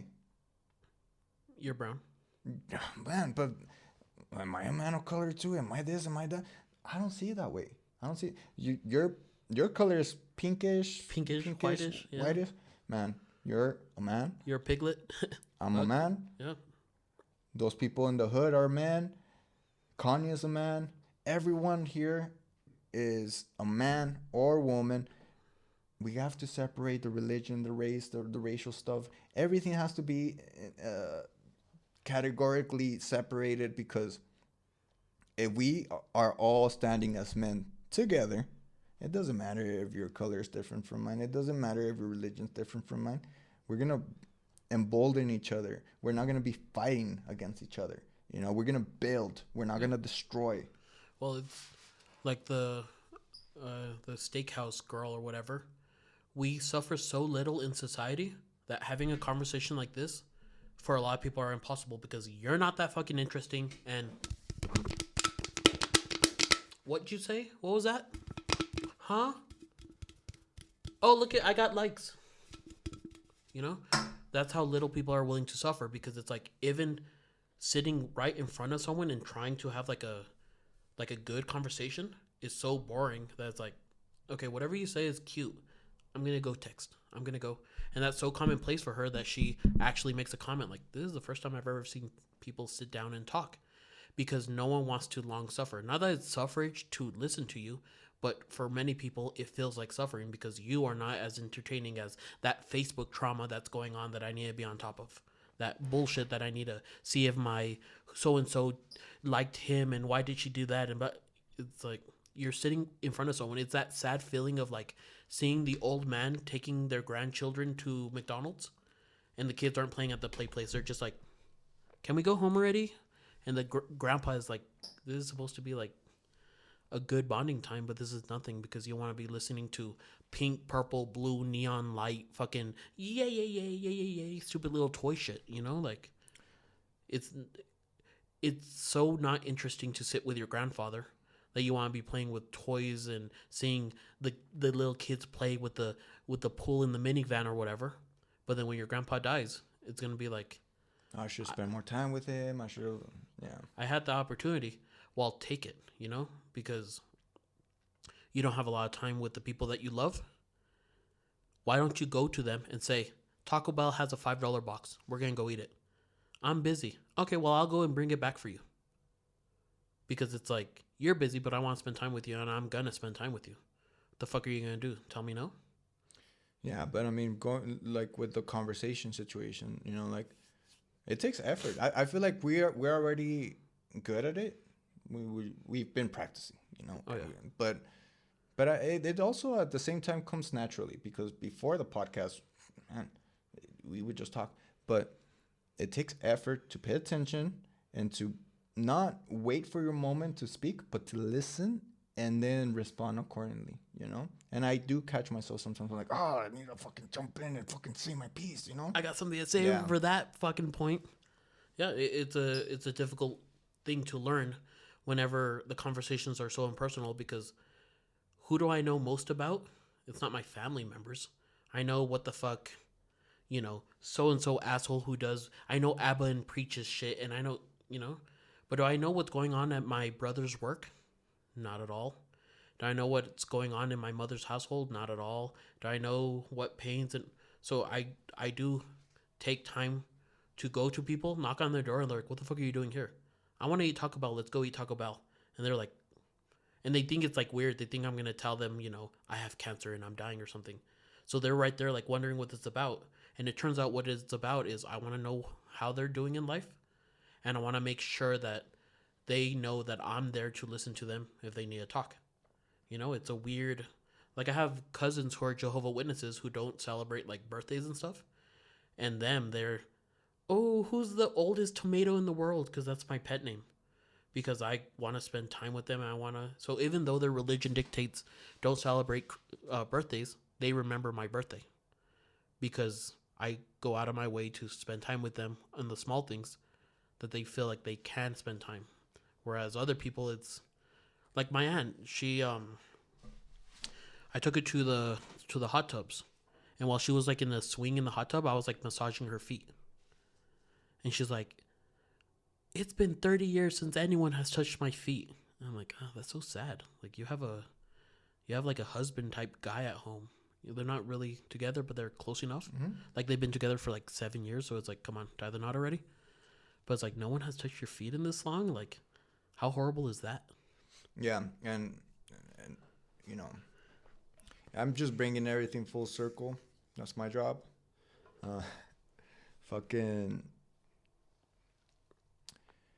women don't just want to be put to bed and then fucked, you know? They want to be touched. Yeah, they're not just a box. Yeah, they want to be used as an instrument and then to play music, real music, music of love, you know? They don't want to be brutalized or nothing like that, you know? They want a connection as well, and that's my point, you know? We want this, that, and the other, but ultimately what men and women can meet each other halfway is in the fact that we both want to connect, you know? Yeah, it's after sex, the sex isn't over. There's foreplay, and there's like post play. Yeah, pillow talk and shit like that. Rub his head to a little. Yeah, spark up my cigarette, please, you know? Yeah, it's the romance of it all. Where has romance died? It's died in our overindulgence. Romance is no longer definitely. allowed because, you know, our only goal is that one thing, and then once we get the one thing, we're going on to the next goal. Yeah, but I mean, romance dies. Roman died. Romance has died because I don't know. I feel like women are kind of disgusted by, you know, the flowers, the chocolates, the poems and shit like that. Like, oh man, like okay, you have to hit them from a different angle. I still haven't figured out the angle, but I will, you know. But meanwhile, what I understand from this conversation and my due diligence is back away, start building a net, and let all the females just pass through there, and you yeah, just vet them. It's like not this one, you could, not this one, you could, not this one, you could keep. Okay, you, but only for tonight. You know what I mean? Like women are doing that. They have their pages. They post their pictures. They look beautiful. And everybody's liking it. Everybody's trying to get their attention. Men have to do the same thing, but not with their bodies, but with their accomplishments. Any closing thoughts? Closing thoughts. Yeah. Have some self-respect for yourself. Don't let people push you around, and say no to things that are desirable once in a while. Absolutely. Discipline yourself, guys. And we'll see you next time. Thank you for tuning in. This one wasn't as crazy as the others, but definitely a lot of good information. Woo woo. Hopefully it'll go better next time. Warrior Poet out. Can you... Because I want to turn it off at the same time so I could sync it up easier. 1. Wait. It was off? Yeah. Oh, dude, that's not good.